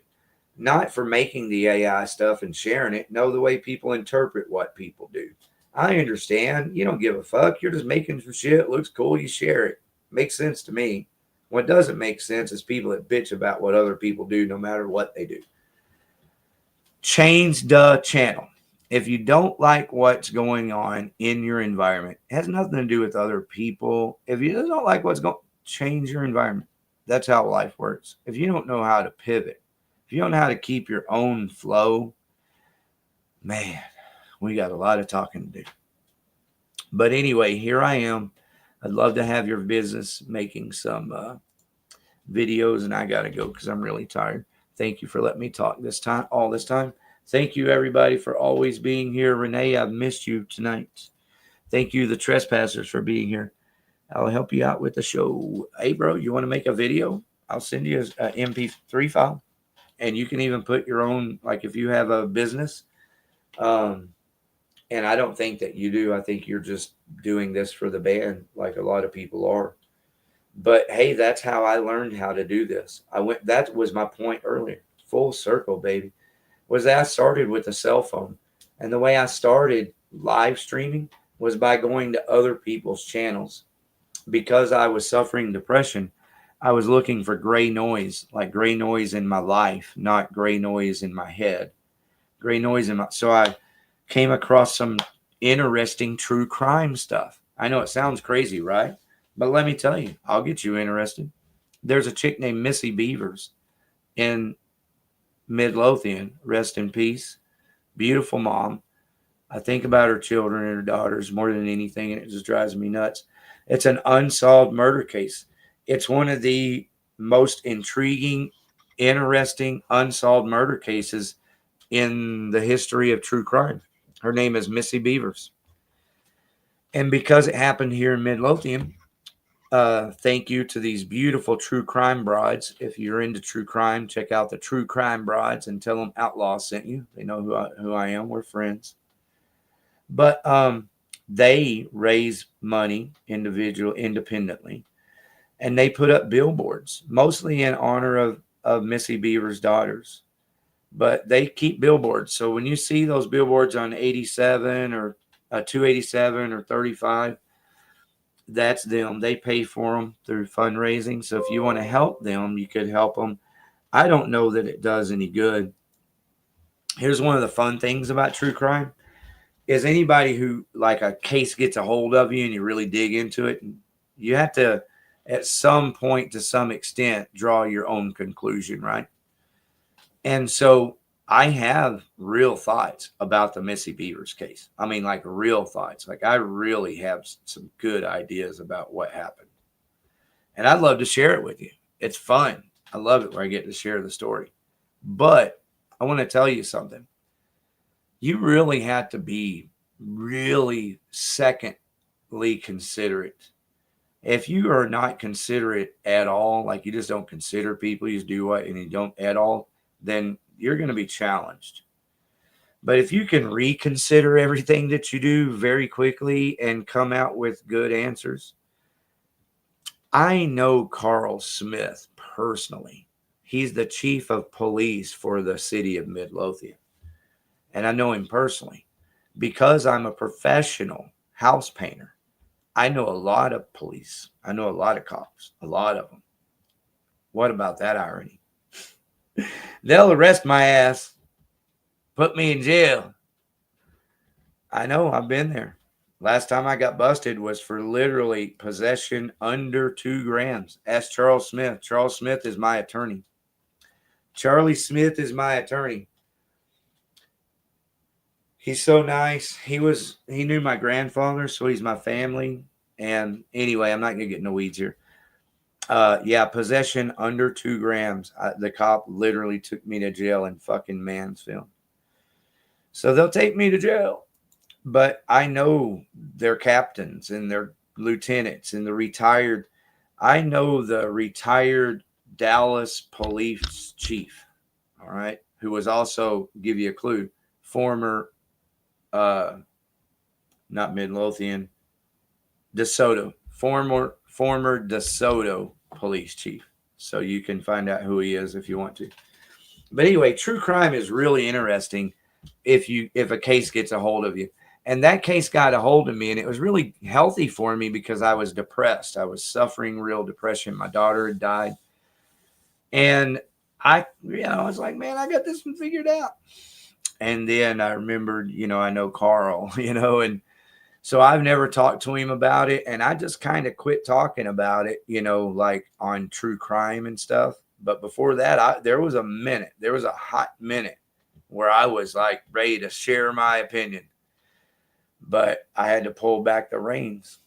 And that's what life is about sometimes.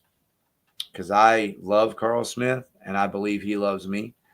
I love Carl Smith's wife. She happens to own the Copper Rose. Anybody familiar with the hood? Talking about Waxahachie.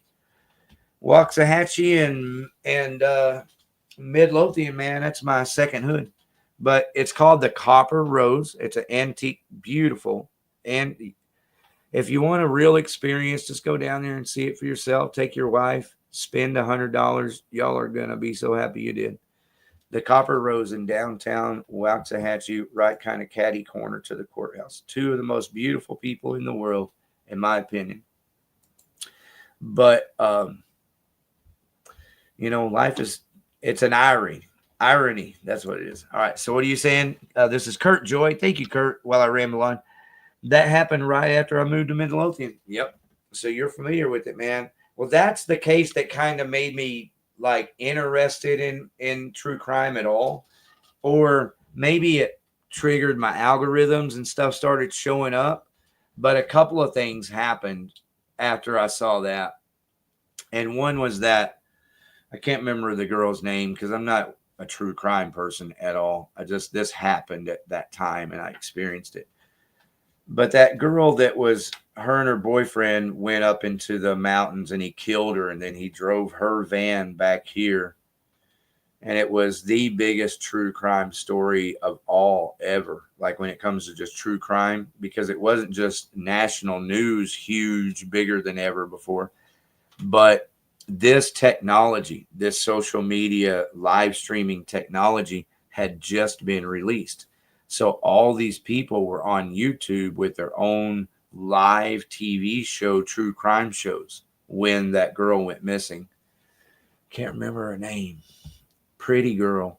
They got pulled over in Moab, Utah, and the cops, let them go. And I'm not opposed to that. I can't say I'm opposed to it, but I sure wish in hindsight, that somebody could have done something to stop it, because that was the last opportunity anyway. So that's how true crime is. So you get Gabby.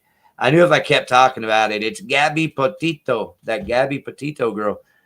So that her boyfriend killed her out there in the middle of the woods and then drove her van back here, and then he died in the Florida Everglades. That shit got exciting, right? And so I hopped on with a guy named Jim Terry TV on YouTube. And I had this Outlaw Video TV channel going, and I already have other channels. My Christian Painters, my house painting, it's got over 2,600 videos and about 3,000 something subscribers. And so I know what it means to have to have AdSense. I've made a little bit of change on my video channel on Christian Painters. And I was thinking, this might be an opportunity for me to get Outlaw Video TV up on the view time and the subscribers so I can get it, monetized. And so I offered, and I became a guest a few times on Jim Terry TV. From there, there's also Salty TV, believe it or not. Salty. Hello, Salty. Shout out with the 3s. I'll always remember you, man. Primarily those people, there are a lot of other things that happen, but primarily those two people would come over to Outlaw Video TV because I actually started doing a true crime type of a thing for a minute on my phone. And because I didn't have a computer. But I was right there in the thick of it, and I was depressed. I was broke. I needed something to do. So I was like, hey, I'm going to get my YouTube channel monetized. That's why I did it. I promise. I could see the view. I had a vision. I was like, hey, there's an opportunity. I can see it. So that's how I work. If I see the opportunity, and then I can see the vision of how to do it. And remember, I eat dandelions, so I got all kinds of energy. All right. See the vision. Do what you got to do. All right. I lost my train of thought again. I've been really rambling on true crime. Okay. So here's what it is. Nobody really knows this, but it's really funny. And like, if I were rich, one of my side dreams way back on the burner, but I'd do it. Somebody needs to do it. I'm surprised they hadn't already. Last week on Outlaw Video TV, I believe, one of my shows, I had Ron Tello. Ron Tello's been on this show, Blow Your Brains Out, a couple of times. Ron Tello from Moncello. So what happened, like the universe aligned, and this poor boy died pretty much. Named Dylan Rounds. His name was Dylan Rounds. And it wasn't really a high-profile true crime case. It really was almost comical. I hate to say that because of Jim Terry. But I saw Jim's character and his personality behind all that pranksterness. He was a prankster. He's pranked me on my YouTube channel. He'll show up with a plastic dildo in his hand and put it like on top of a picture of a nude man. So it looks like he's a nut. He's just a prankster. And I personally love that shit because I'm a prankster too. especially when you can get me. You know, if you get me, man, you got me. And I might hate that, but I have a respect for it too. And not hurt me. I don't like hurting people in a prank, costing them. But if you can get me really good without hurting me or costing me, I have major respect. And Jim Terry's the pro. Like, that's the main thing that guy does. And so seeing all of that, I was like, okay, I'm going to hook my bandwagon up here for a minute, and we're going to we're going to roll it on over to the monetization. Well, in that process, what I did on my phones, I started the Jim Terry after party, because on the Jim Terry TV show live in StreamYard with Mr. X, Google that shit. Love y'all guys. Love to see y'all again. I'd love to have them back on. Their dad owns a music shop, Mr. Terry. Look it up. Terry in Tallahassee, Florida. No, it's not Tallahassee. Anyway, it's in Florida. And he's a real musician, like a guitar teacher and a music shop. He's the guy, Jim Terry's dad, taught the guy from Morbid Scream, those death metal bands. He's the one that taught them. He's the death metal teacher god. Jim Terry's dad is. Weird world, right? But anyway, Jim Terry, he had so many people watching his show that I was like, I'll do my show as immediately after his ends. And I'm a friend with Jim Terry at this time.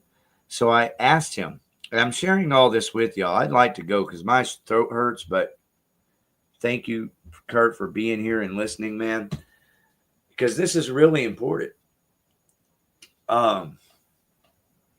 Jim Terry, I told him, this is my idea.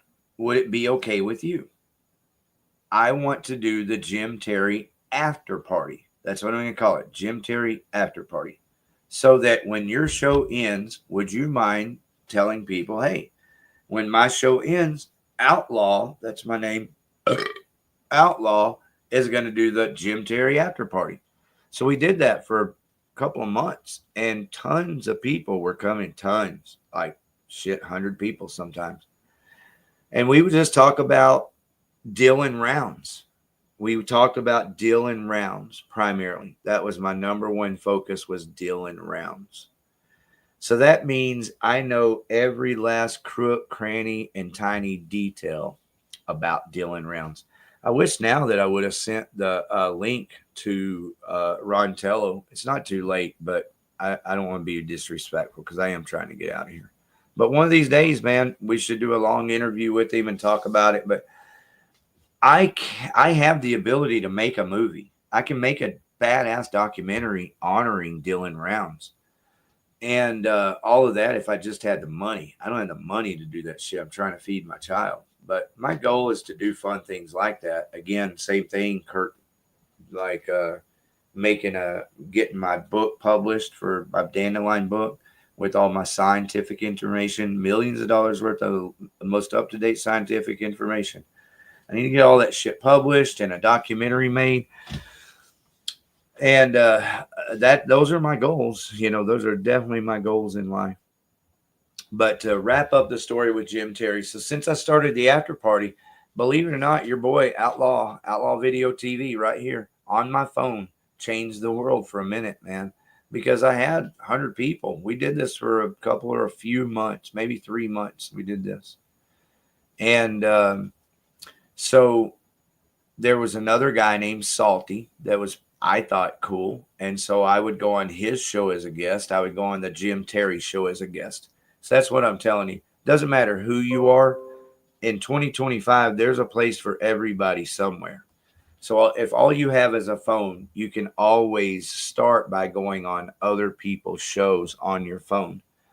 And then when you feel comfortable enough, you can do your own StreamYard just like me, only it wouldn't look as good because I'm a pro. No kidding. The free account. You can have a free account. And I recommend that to everyone. I mean, it's what I did, so I have to recommend it. It works. And so Salty was really super kind to me, and he sent all of his people over to my shows on Outlaw Video TV, and they all subscribed. And so I was able to monetize Outlaw Video TV just because of Dylan Rounds, the boy who died. Kid you not. It's one of the weirdest fucking ironies, man. But Dylan Rounds did not die in vain. If nothing else, which I know a lot of magical things happen, but you know, hey, he helped me get Outlaw Video TV monetized. Funny as hell, right? All right. Well, thanks for mentioning the dandelions, Kurt. What do you think? Do you eat them? I'm sorry. I see. I'm drinking Dr. Pepper right now. Now, it's not my, my choice to drink Dr. Pepper. If you ever see me drinking a Coke, it means I'm poor. And I need something to wash down like toast and peanut butter sandwiches, really. If I had the money to live the way I want, I wouldn't drink any soda. I wouldn't drink any coffee.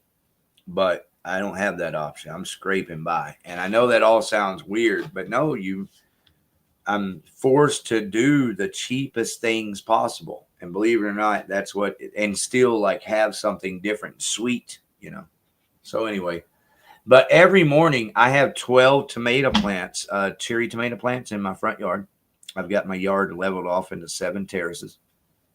And so that means I don't water them, especially now with all the rain, but I won't have to water them at all until like July, late July, maybe even August. So they'll only really need water in late August and September, and that's it. And a lot of those tomato plants will produce tomatoes up until it freezes. So I'll have tomatoes again in November and December on these same tomato plants. And then they'll die in December or something. All right, or January. And so what I do every morning is I go outside and I pick the red tomatoes. I got 12 plants on purpose. So I make sure I have, a good amount of tomatoes every morning. Well, if I had just had the money, because I have the space, honest to God, I just don't have the money and the time and all that kind of shit. That's how broke I am. But I own the property. But it's blackberries, mulberry trees. I'd love to plant a couple of mulberry trees. That's one of the most smartest, genius things everyone should do is plant a mulberry tree or 2. That's food. Pecans. I'd like to have 1 pecan tree or 2. Right now, I've got a pomegranate tree out back that's struggling. It's just, it doesn't get enough water. And I don't have a way to naturally get the water to where it's at. So basically, I have like 6 fruit trees in my backyard. They're just kind of on top of a hill almost. So I'm just going to have to tear them all out. They're never going to be good there. But anyway, it's like blackberry bushes. You cannot go wrong with blackberry bushes. Put you a bunch of blackberry bushes. This time of year, you can walk outside and eat blackberries for days. But it's also the same thing with tomatoes. If I had just had the money, I barely got these 12, barely. And if I just had the money, I have the space already created, new soil, like everything. And I can show you how to do it. But I could have 30 tomato plants out there easy that I would never have to water. All right. So anyway, every day I eat tomatoes in the morning, this time of year, and dandelion. So what I do is one of the beautiful things about dandelions, you don't have to do anything. You don't have to plant the seed. How about that? Give me a 10. You don't have to water it. You don't have to do anything, but I call it the Lord's business, and it's just kind of a funny thing to me, but it means something to other people. And it's not my fault, but I call it the Lord's business. It's harvesting. Harvesting is the Lord's business. So, it's like I said earlier, if God were here and that's how things worked, or there was a Jehovah Jireh, like a provision, it's crazy to me, where would people look first for that provision? To me, the ground is like blatantly obviously, because I eat all the shit off the ground. I don't just eat dandelion. I eat henbit, chickweed, curled dock, a bunch of stuff. right? That's why I'm so fucking healthy. And it's free food. It's free food medicine. I'll never take prescriptions, ever. I'll never have a major surgery. I'll never have a heart attack. I'll never have Alzheimer's. None of that will ever happen to me. You know what my biggest fear is? You know what could happen to me?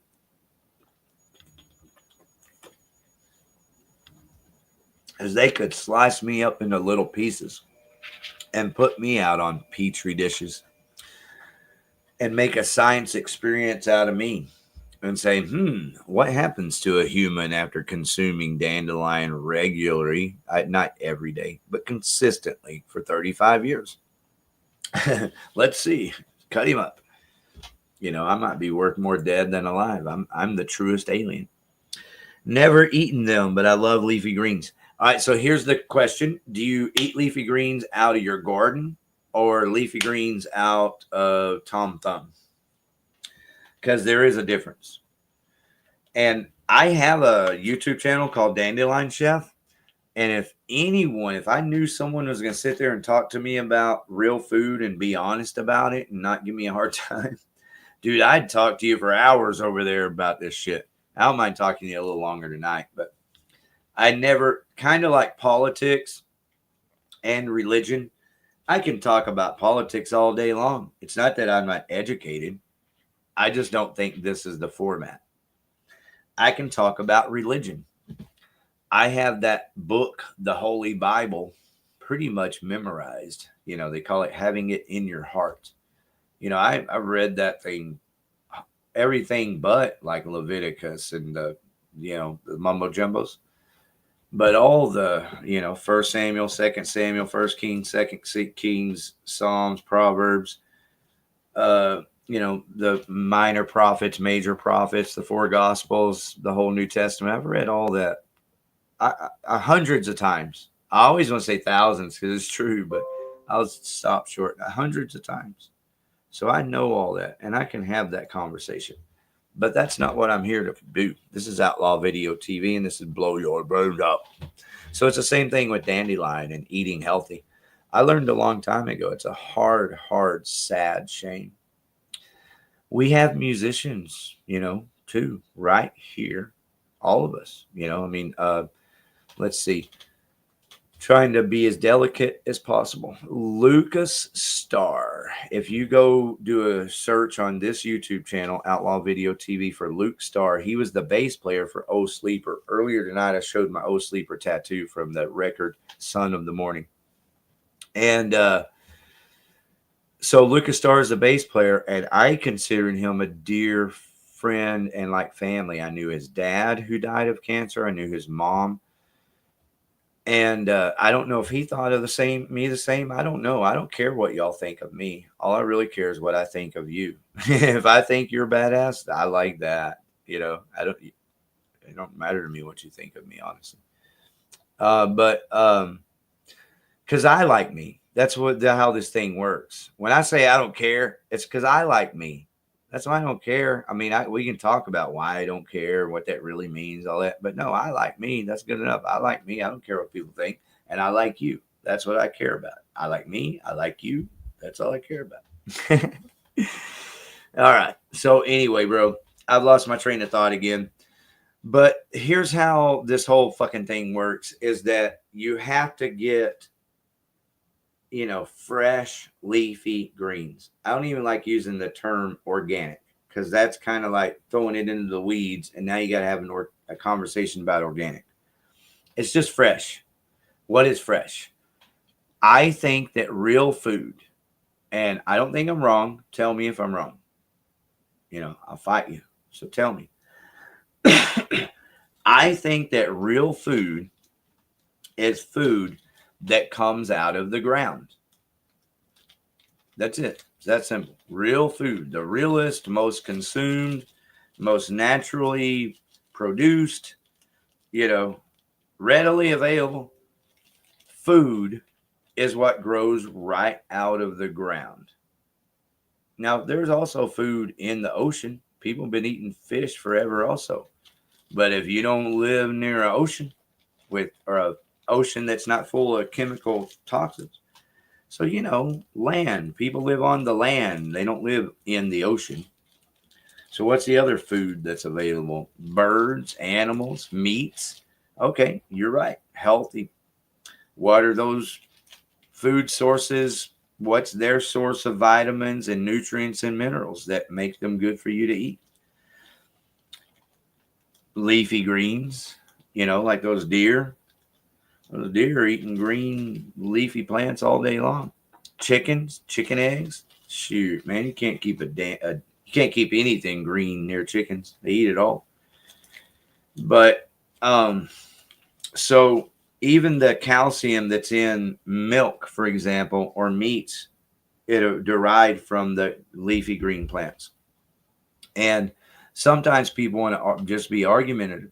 They don't even hear the good or the potential. They just got to tell you something.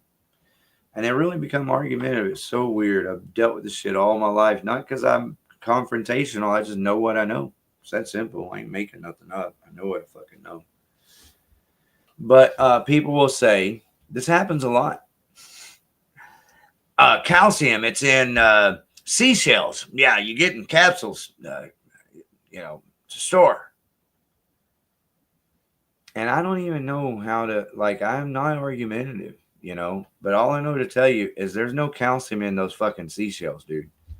I don't know what, scam you got caught up in, what pro vitamin substitute supplement book nut job you read, but there ain't no fucking calcium in seashells. So there isn't calcium anywhere else in the world. There's only one original source of all calcium, and that's leafy green plants. That's all. That's all I'm saying. That's all it is. It isn't complicated. I don't want to make it complicated. I don't like it being I'm a simple man. Let's do a show. Love to be a guest or a regular. Let's talk. I'll message on my Dandelion Chef. All right, man. I have a Dandelion Chef YouTube and Dandelion Chef Facebook. And it wouldn't be the first time, but it'd be, I don't know how many times I've had a guest over there.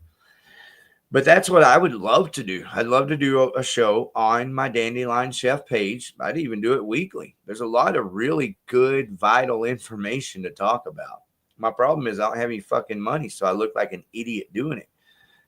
To do this stuff right, you really need to have T-shirts for sale, coffee cups, you need to be a functioning, but I don't give a shit. I just keep kicking a can down the road. But just with Blow Your Brains Out, I make no money on Blow Your Brains Out. And I think one of the reasons is because nobody really promotes anything. And you've heard me bitch about that a little bit. So I, in all my marketing funnel, mind thinking, I'm like, okay, what do I do? I use Facebook, I use YouTube, I use these things in my funnel to get emails and phone numbers. I own phone numbers and I own emails. At the end of this cockamamie shit, really, even though social media really is it, to make social media work, it's like everything else. You got to make a phone call. You just got to make a phone call. You got to call your friends. You just have to. And so I did today. I called Hef from Vane. I called Randy Roy, Eddie Lee from Iron Man. People that I know love this show and support it. And I told them some real simple, basic things to do. Like make sure that every week you post your shit in the group page. It's very important. And I'll make sure that I like them and comment and share them to my other group page and my other pages and like them from my other pages. If I were in a band, someone say, hey, post it over here, I'll get 10 likes on it myself personally. I'd be like, fuck, I'm posting right now. So it's not a mystery. The reason you can't make it in your band is because you can't even make it onto your fucking friend's event page and invite your friends. Truth is, you didn't even go to your own event page and invite your own friends. So that's the kind of show I'm going to be doing here on Outlaw. But to keep from rambling on, I'm going to pre-production. I'm going to record them and then edit them and post them as an 8-part series. But it's one of these weird fucking phenomenons with humans. where we know exactly what to do. Exactly. We know there's an event page. We know there's an invite friends on the event page. We know that, and we've done it. Everybody's done it some, and we all went, oh, shit, I hate doing this. It's like masturbation, you know? It's like, I'm inviting all, you know? It does suck. Of course it sucks.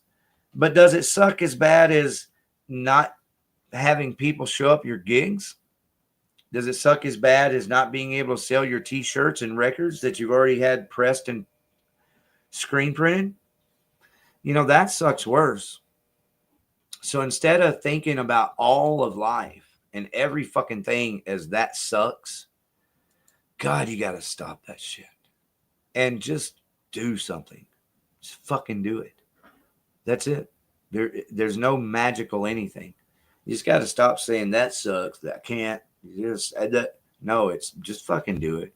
Whatever it is you can actually do, do it. I'm telling you that today I'm just one little turn, just a tiny hump away from being able to make an income for the rest of my life doing graphics, videos, which is something I've done all my life, believe it or not. Even though I painted professional houses, I did all this stuff to promote my business all the time. I couldn't afford to pay other people, and I'm an artist, so I did it. Anyway, I was so broke, even having done all the shit I've done and had no computer. I started on my phone. So nobody, it's not, you don't have an excuse. Remember, I'm not that guy. You have a place. That's my point. You have a place. Everybody, there's a place for everybody in this visceral world. And you need to get on board, because the sooner you do, the better off you're going to be.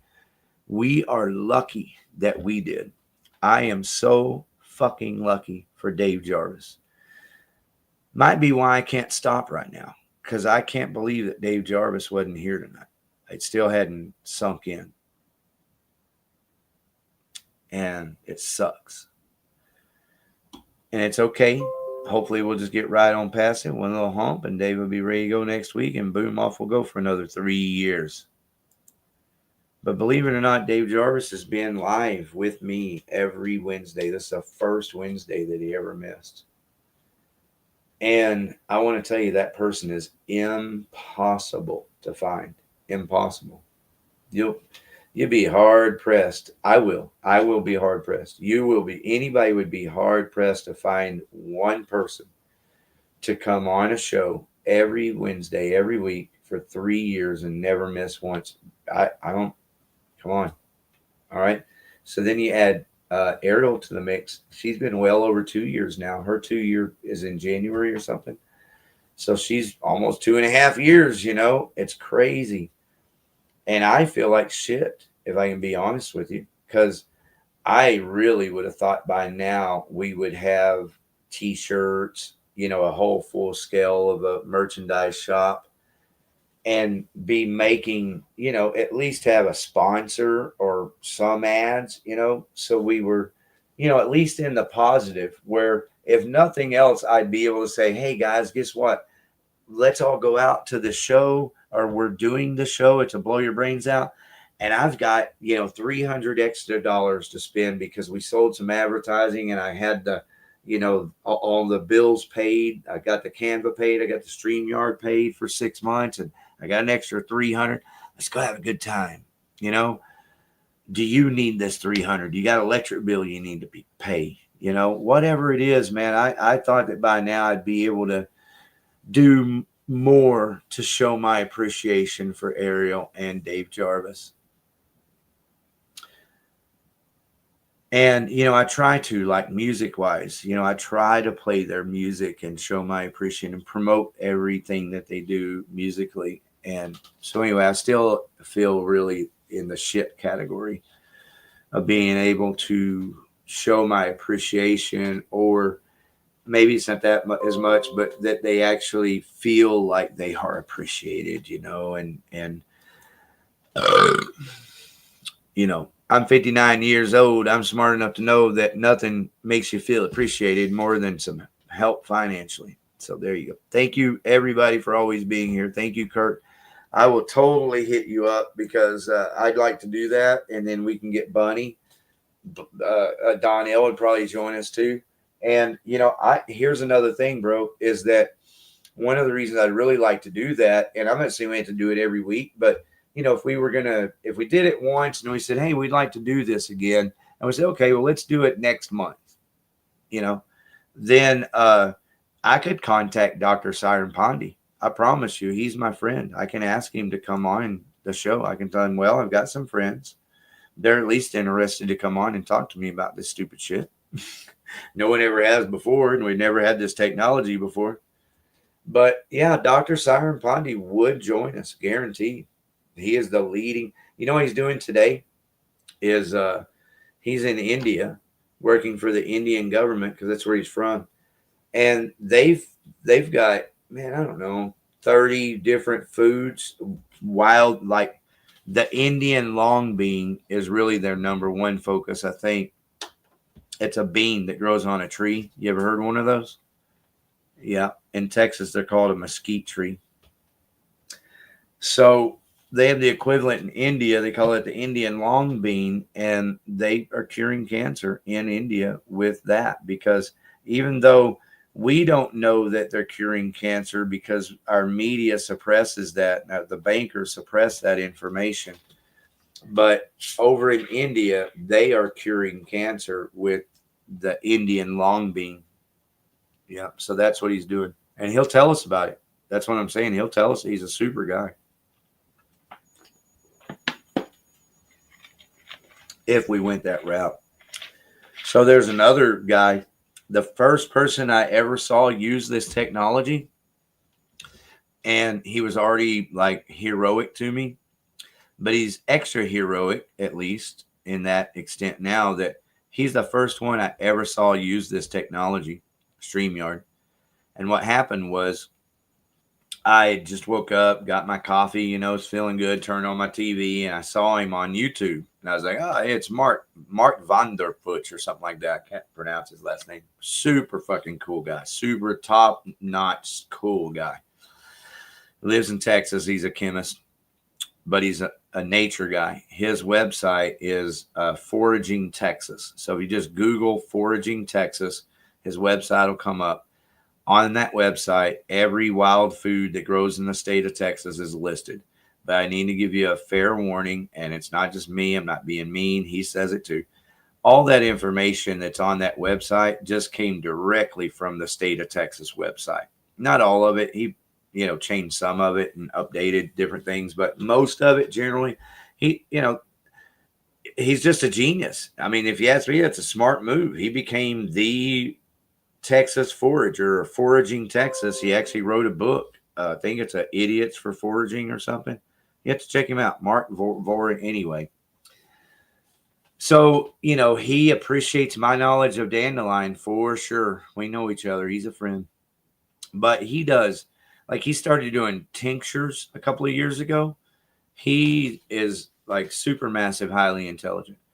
And so his idea was that he was on a mission, and probably still is. I've been slammed. So anyway, a mission to teach people how to tincture, how to make a dandelion tincture. And that's kind of like what I was saying earlier about taking the wild lettuce and cooking it down in Everclear or kerosene. All you have to do that is take it outside, put it in kerosene, and cook it on low until all the kerosene cooks off. That's all. And it's like Rick Simpson from Run with the Cure. That's Run from the Cure. Rick Simpson, Run from the Cure, Rick Simpson oil. That's what he did. 20 years ago, he showed us how to cook weed down in kerosene. Just cook off the kerosene. You have pure form of C goo there. So it's the same thing with this plant. Just cook off the kerosene, and that black goo left is 100% wild lettuce, morphine, natural, all natural painkiller, and it will literally kill pain. So you do have to be careful. I think you'd be crazy to take so much that it would be harmful. But I don't think it, from my understanding, I didn't take it every day or anything. Timmy Coonrod did for 3 years, and he praised the Lord for it because he found, what he said rest in peace, Timmy Coonrod. And, you know, if I had my way and could start something that's nonprofit organization for teaching the truth about dandelion in the face of the pharmaceutical tyrants, you know, it'd be in honor of Timmy Coonrod, because what he said on this plant, on this one, because what he said was that he wished that he would have known about it, you know, before. If he would have somehow tried cooking down wild lettuce as a, you know, pain for his wounds serving our country. He, you know, he's a veteran. That's how he got all the prescription pills that killed his liver in the first place. He said he wished he'd have known, because he'd have preferred taking that from the beginning. So point is in hindsight, being 2020, actual expert witness, personal friend of mine, said clearly that he wished he would have never taken the Vicodins and shit. He could have been doing natural wild lettuce all along. So I'm telling you, it does kill pain. It literally kills pain. And I don't care. You can get mad at me. You can tell me I'm wrong. This is why I don't talk about it. Honestly, I don't talk about it. You know why? Because I'm not rich enough. I don't have enough money to talk about truth. That's how this world works. I don't think anybody's listening, but I don't give a fuck. If you have a job and you go to that job and you talk about what your truth is, because your truth might be different from someone else's, and that's a whole nother subject. I don't give a fuck. Whatever your truth is, if you're talking about that at work, there's a good possibility that you're going to piss someone off and offend someone, and you might even lose your job. Well, it's the same way if you own a business, a roofing company or a house painting business or a carpet cleaning, you know, a car detail.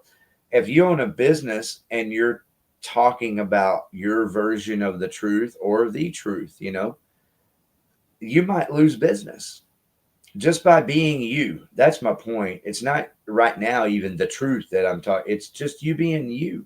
You can lose business, you know. And so you can't be you most of your life. You can't be you at work.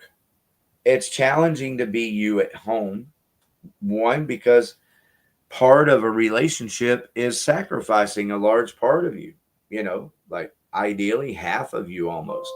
Now, if you have no children at all whatsoever, I take that back. You don't have to sacrifice anything of each other. A relationship absolutely could be just a beautiful dance of magic without children. But once those children, that's why it's that way, by the way, because once those children, it gets you to the children. And once those children come along, you know, that magic dance isn't, you know, isn't the same anymore. Because now you're giving up more of your life. Now is when you give up your life, for those children. And you give up a large portion of your life. What does that mean? It means now you can't play guitar every day. You know, you really give up your life for your children. And I just don't think it should be that way. You know, it just shouldn't. All right. I would definitely like to carry it on. Yep, we're going to do it. And I was just kind of summing up that, you know, if I did a regular show, even if it's once a month or once every few months, I know people that would actually come on there with me that we could have a good time together with. But I ain't about to invite them to come on a show that I'm not 100% prepared for and kicking ass with. And so that's why I do this show. So since I'm rambling on, I'll tell you two more things. I have already started another entire enterprise. YouTube, Facebook, kicking ass. You've seen parts of it. It's called Texit Coin TV. And I'm doing live TV shows over there, and they're already interactive because I'm in the right place at the right time. And it's a beautiful thing. I was in Waxahachie last night, and you know, I don't know how to say it, but just to say it, I've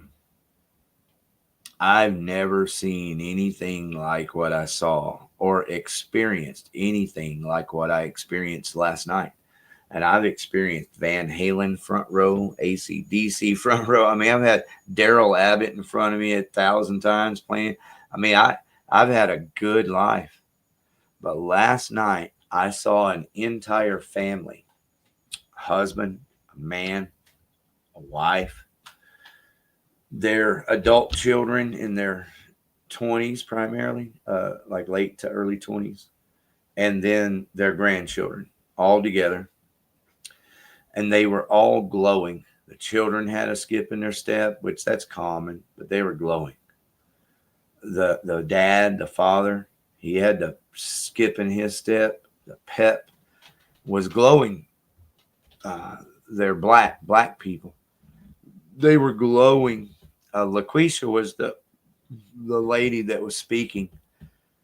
And I feel horrible because I talked to her husband, the man, and he called me Dr. Warden when I told him about Dandelion and things. We just had the most amazing time together. It was so much fun. I'm going to go back next Wednesday at the Tuscan Slice. Not Wednesday, Tuesday. Next Tuesday at the Tuscan Slice.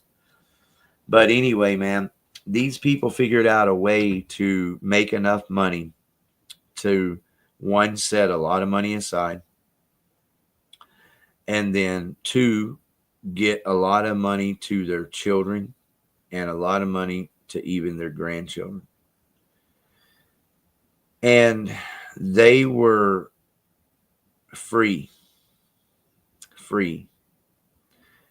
It's one of the wildest things I've ever experienced, because to me, it had to be reminiscent of the time that the Hebrews escaped the slavery and the tyranny of Egypt.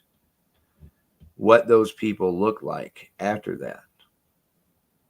The beaming on their faces, the brilliance about them.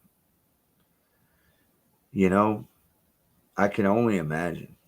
I wasn't there. Who knows, right? If that kind of thing even happened. But if it did, you know, it's a story we all know, and it's a good one. And it's relevant. But I think what I saw last night was more than history in the making.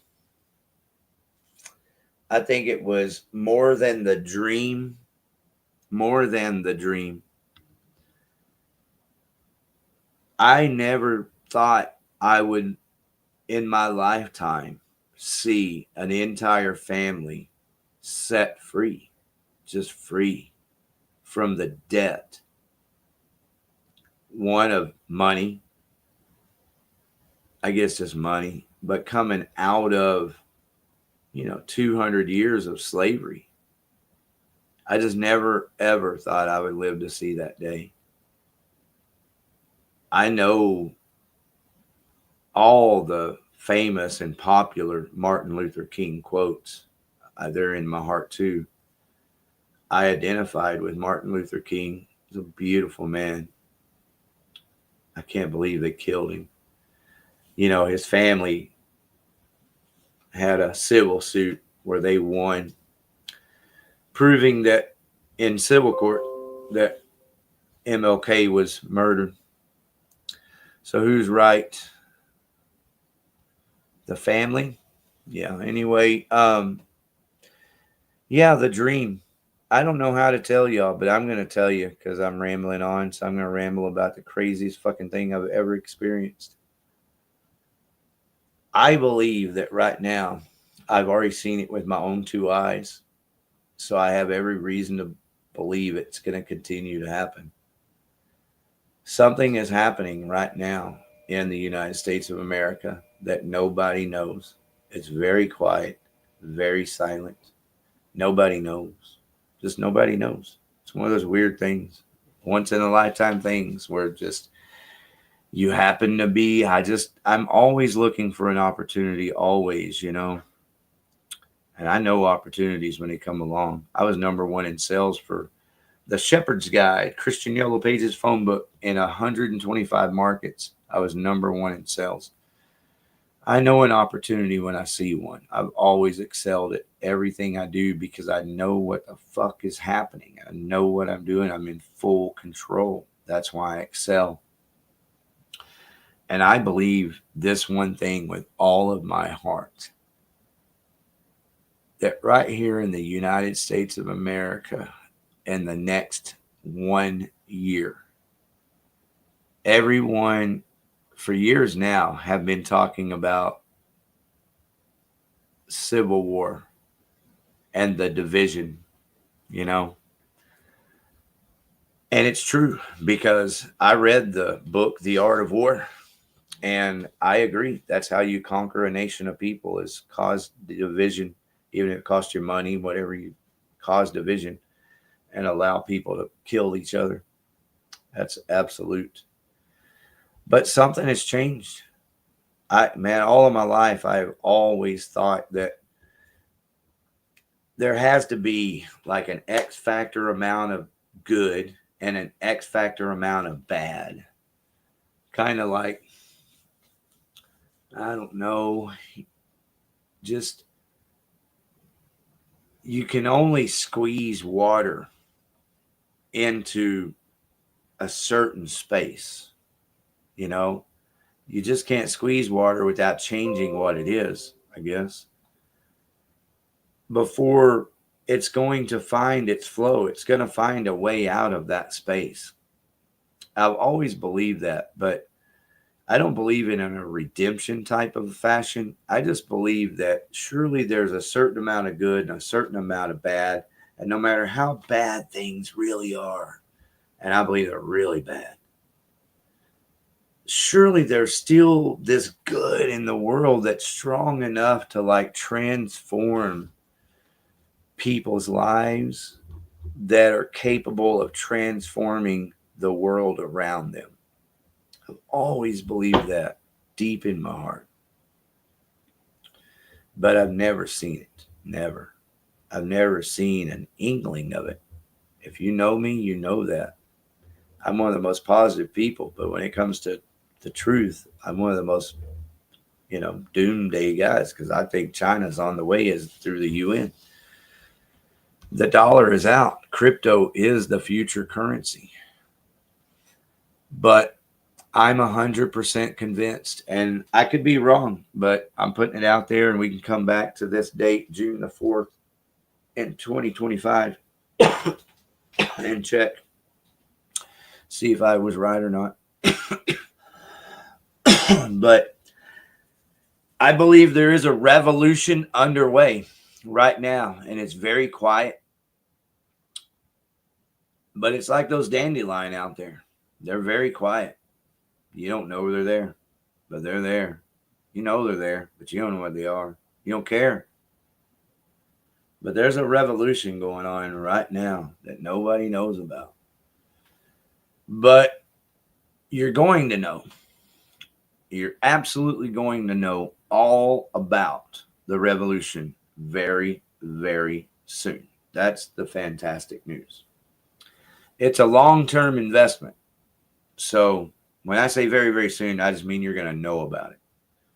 The fruits of it, the fruit of this revolution will take a little bit of time. But the fruits, the people that are going to be able to change this world and make it a better world for our children for generations to come, are being empowered right now.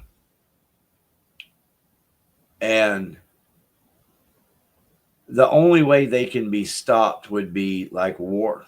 Like, literally if China came and like took over and took everything we own, then they would also get your crypto, I guess. Something as devastating as that. And I believe that's potential. I believe it's more than likely going to happen eventually, especially in culmination with the end of the dollar. All right. So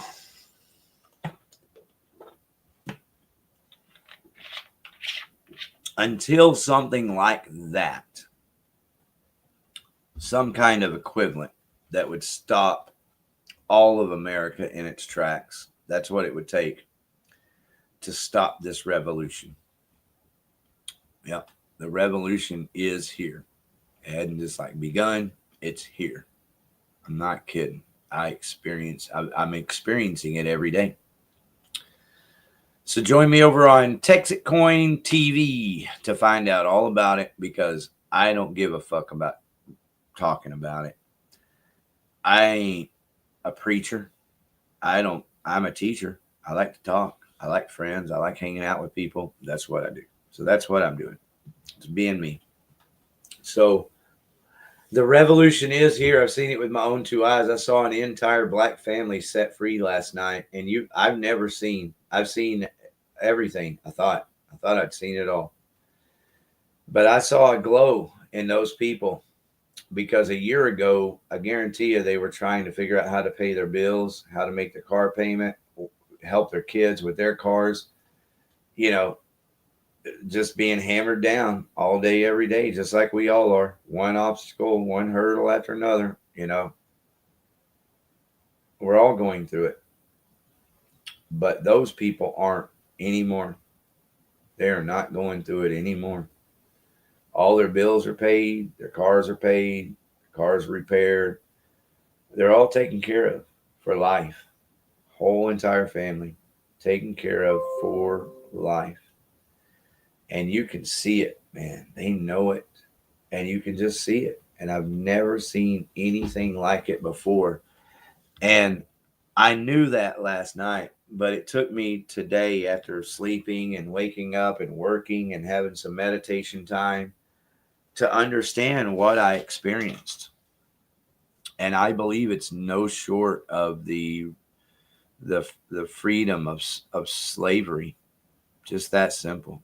Slaves have never been free. But guess what? Neither have white people. Don't get mad at me. I believe most white people are Indians. We are the native Indians. It's you and me. We're the Indians. We're the indigenous people of this land. What's that mean? Well, all of us have Indian blood in us. All of us do. If you don't, then you're not one of us. No, I'm kidding. All of us people born in America in the last 150 years, 200 years, we have Indian blood in us.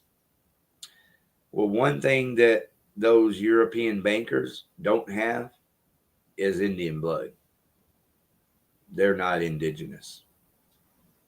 So there is a true line drawn between us and them. And I didn't make the rules. I didn't do all this shit. I'm just smart enough to see what's happening and talk about it in a civil manner. So that's what's happened, is we're all the indigenous people. All that land is our land. It's that simple. Yes, we're English. We have some of us are Italian. Some of us are, I'm probably Germanish and Irish, but I still have quite a bit of Indian blood. I have enough Indian blood. I've never taken advantage of it, but my family does. And I could go to Oklahoma and go have medical insurance, and I might be forced to do that, but I've never done it because I have enough Indian blood to do that. And guess what? So do you. Nobody even took the time to try to even figure out and understand what it means to be a native Indian and qualified to live freely on a reservation. You see, you never even took the time to figure it out. You don't even know exactly what that means. So I'm not going to talk about it. I'm just telling you that we have indigenous, native to this land, Indian blood in us. And the European bankers do not. Just one of those crazy things nobody really thinks about. When people start talking conspiracy theory, they get way off in the weeds and they're way over in the left field. And they're like, well, see, those Jews, they run all of Hollywood. It's those Jews. They're the bankers and they're the Jews. Well, I'm not saying the Jews aren't running Hollywood. They are. The Jewish mafia built Hollywood, the whole entertainment industry, music industry out in the West Coast, everything. That was all the Jews and the government. Okay. But that don't mean they run everything. They don't. Okay. They run a lot because they just, they do. But the Italians do too. A lot. That's La Costa Nostra. The Jewish mob, they're just Jewish gangsters. They're not the family. So you don't even know how this shit happened and what's going on. but I'm sitting here trying to talk to you like hopefully you do. So, it's okay though, I just, I hope that my rambling on tonight for some reason puts a nice emphasis on what I'm trying to say. And that is that the revolution is here, and I'm very excited to see what happens in the next year. I believe that everyone this time next year, and I could be wrong, but this is what I'm predicting, and I get to predict, and I'm just dicking around. Yep. The God of thunder and rock and roll says that this time next year, I think the whole world will be able to look back with that hindsight 2020 vision and go, wow, a revolution is happening. Those black people whose family have been enslaved, and they've been enslaved like everyone else in America, they're free. They're free. Those people are free. They're free. Those people are free. Whoa, they're changing the world. And something crazy is happening. So stay tuned and let's find out. We'll know before next year, but next year will be really fine. We'll check in June of 2026, see if I done lost my mind or not. All right. So until then, if you want more information about what I'm talking about and this insanity, just ask and I'll be happy to tell you. And thank you, Kurt Joy, for being here all night. I'll see you over at Dandelion Chef for sure. As soon as I have a minute, we'll talk about it. Thank you, everyone, for being here. I'll probably cut all this out once the show's over, but it'll stay on Facebook. And really the reason why I didn't mind rambling on more than anything else is because, my ad is right there. Social media is the new phone book. A stunning video is the full page ad. Look like a pro that you are. Get responses, video advertising today. The reason I use is a full page ad is because there's also in the phone book days, there was what was called a double full. Only the car dealers got a double full. Nobody got double fulls. Attorney might get a double full. Things like that. But nobody got double full page ads except for really wealthy people. And the reason why is because they had a lot of money, and that's what it took. It's what it's always taken to make money. That or someone magical. And you and I are in the right place at the right time together because I have the magic and the power. I can design attention-grabbing, legit, organic graphics, not stupid-looking stuff. Shit that actually looks nice, feels nice, is pleasant, and works. That's what I do. I'm an artist. So let me show you. Watch my videos. Ask me some questions. Please don't hire someone else. Just hire me. If you need a music video, I can put that sucker together today. Don't screw around with me. Just let me tell you what I need. Do it. We'll get it done today. Boom, done. Got you a nice professional video. You want a lyric video? Got you covered. But that's what I do. I make videos. I make reels. I make graphics. And I can put you on TV. So please take me up on my offer. Please help me feed my son. Please help me also not just be able to feed my son, but gas in my car, because that really is where I'm at. But I need more money than that. I need to get t-shirts for Blow Your Brains Out. We need coffee cups. We need more buttons, more stickers, more t-shirts. And we need to have a website. We need to be able to sell all that shit so that I can make money to make this grow without having to beg and plead. You got to plead for it, baby. I ain't talking about love. I'm talking about rock and roll, man. So you guys get together and do this, and I'll reward you. I will, for free, I will make instructional videos that you can watch as a headbanger and go, oh, I get this. Fuck yeah. Instead of having to watch some idiot that doesn't know what they're talking about try to act like they do. So I can really benefit you and benefit so many people, and that's where my heart is at.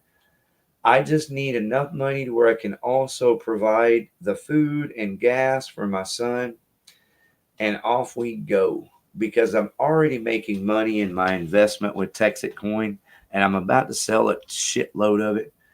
We've only got 1 million shares to sell, and just today we went over 6,000. So over 6,000 have been sold, and there's only 1 million. And what's going to happen is real soon, everybody's going to be buying a share and multiple shares of this Texas coin. And there's not going to be enough people to answer the questions and help them become a miner, get set up. And I am positioning myself in every way for that windfall now. So if you're interested, if that triggers any curiosity at all, you know I love you and care about you. Just ask, and off we go. All right. Thank you very much. Good night. We love you all.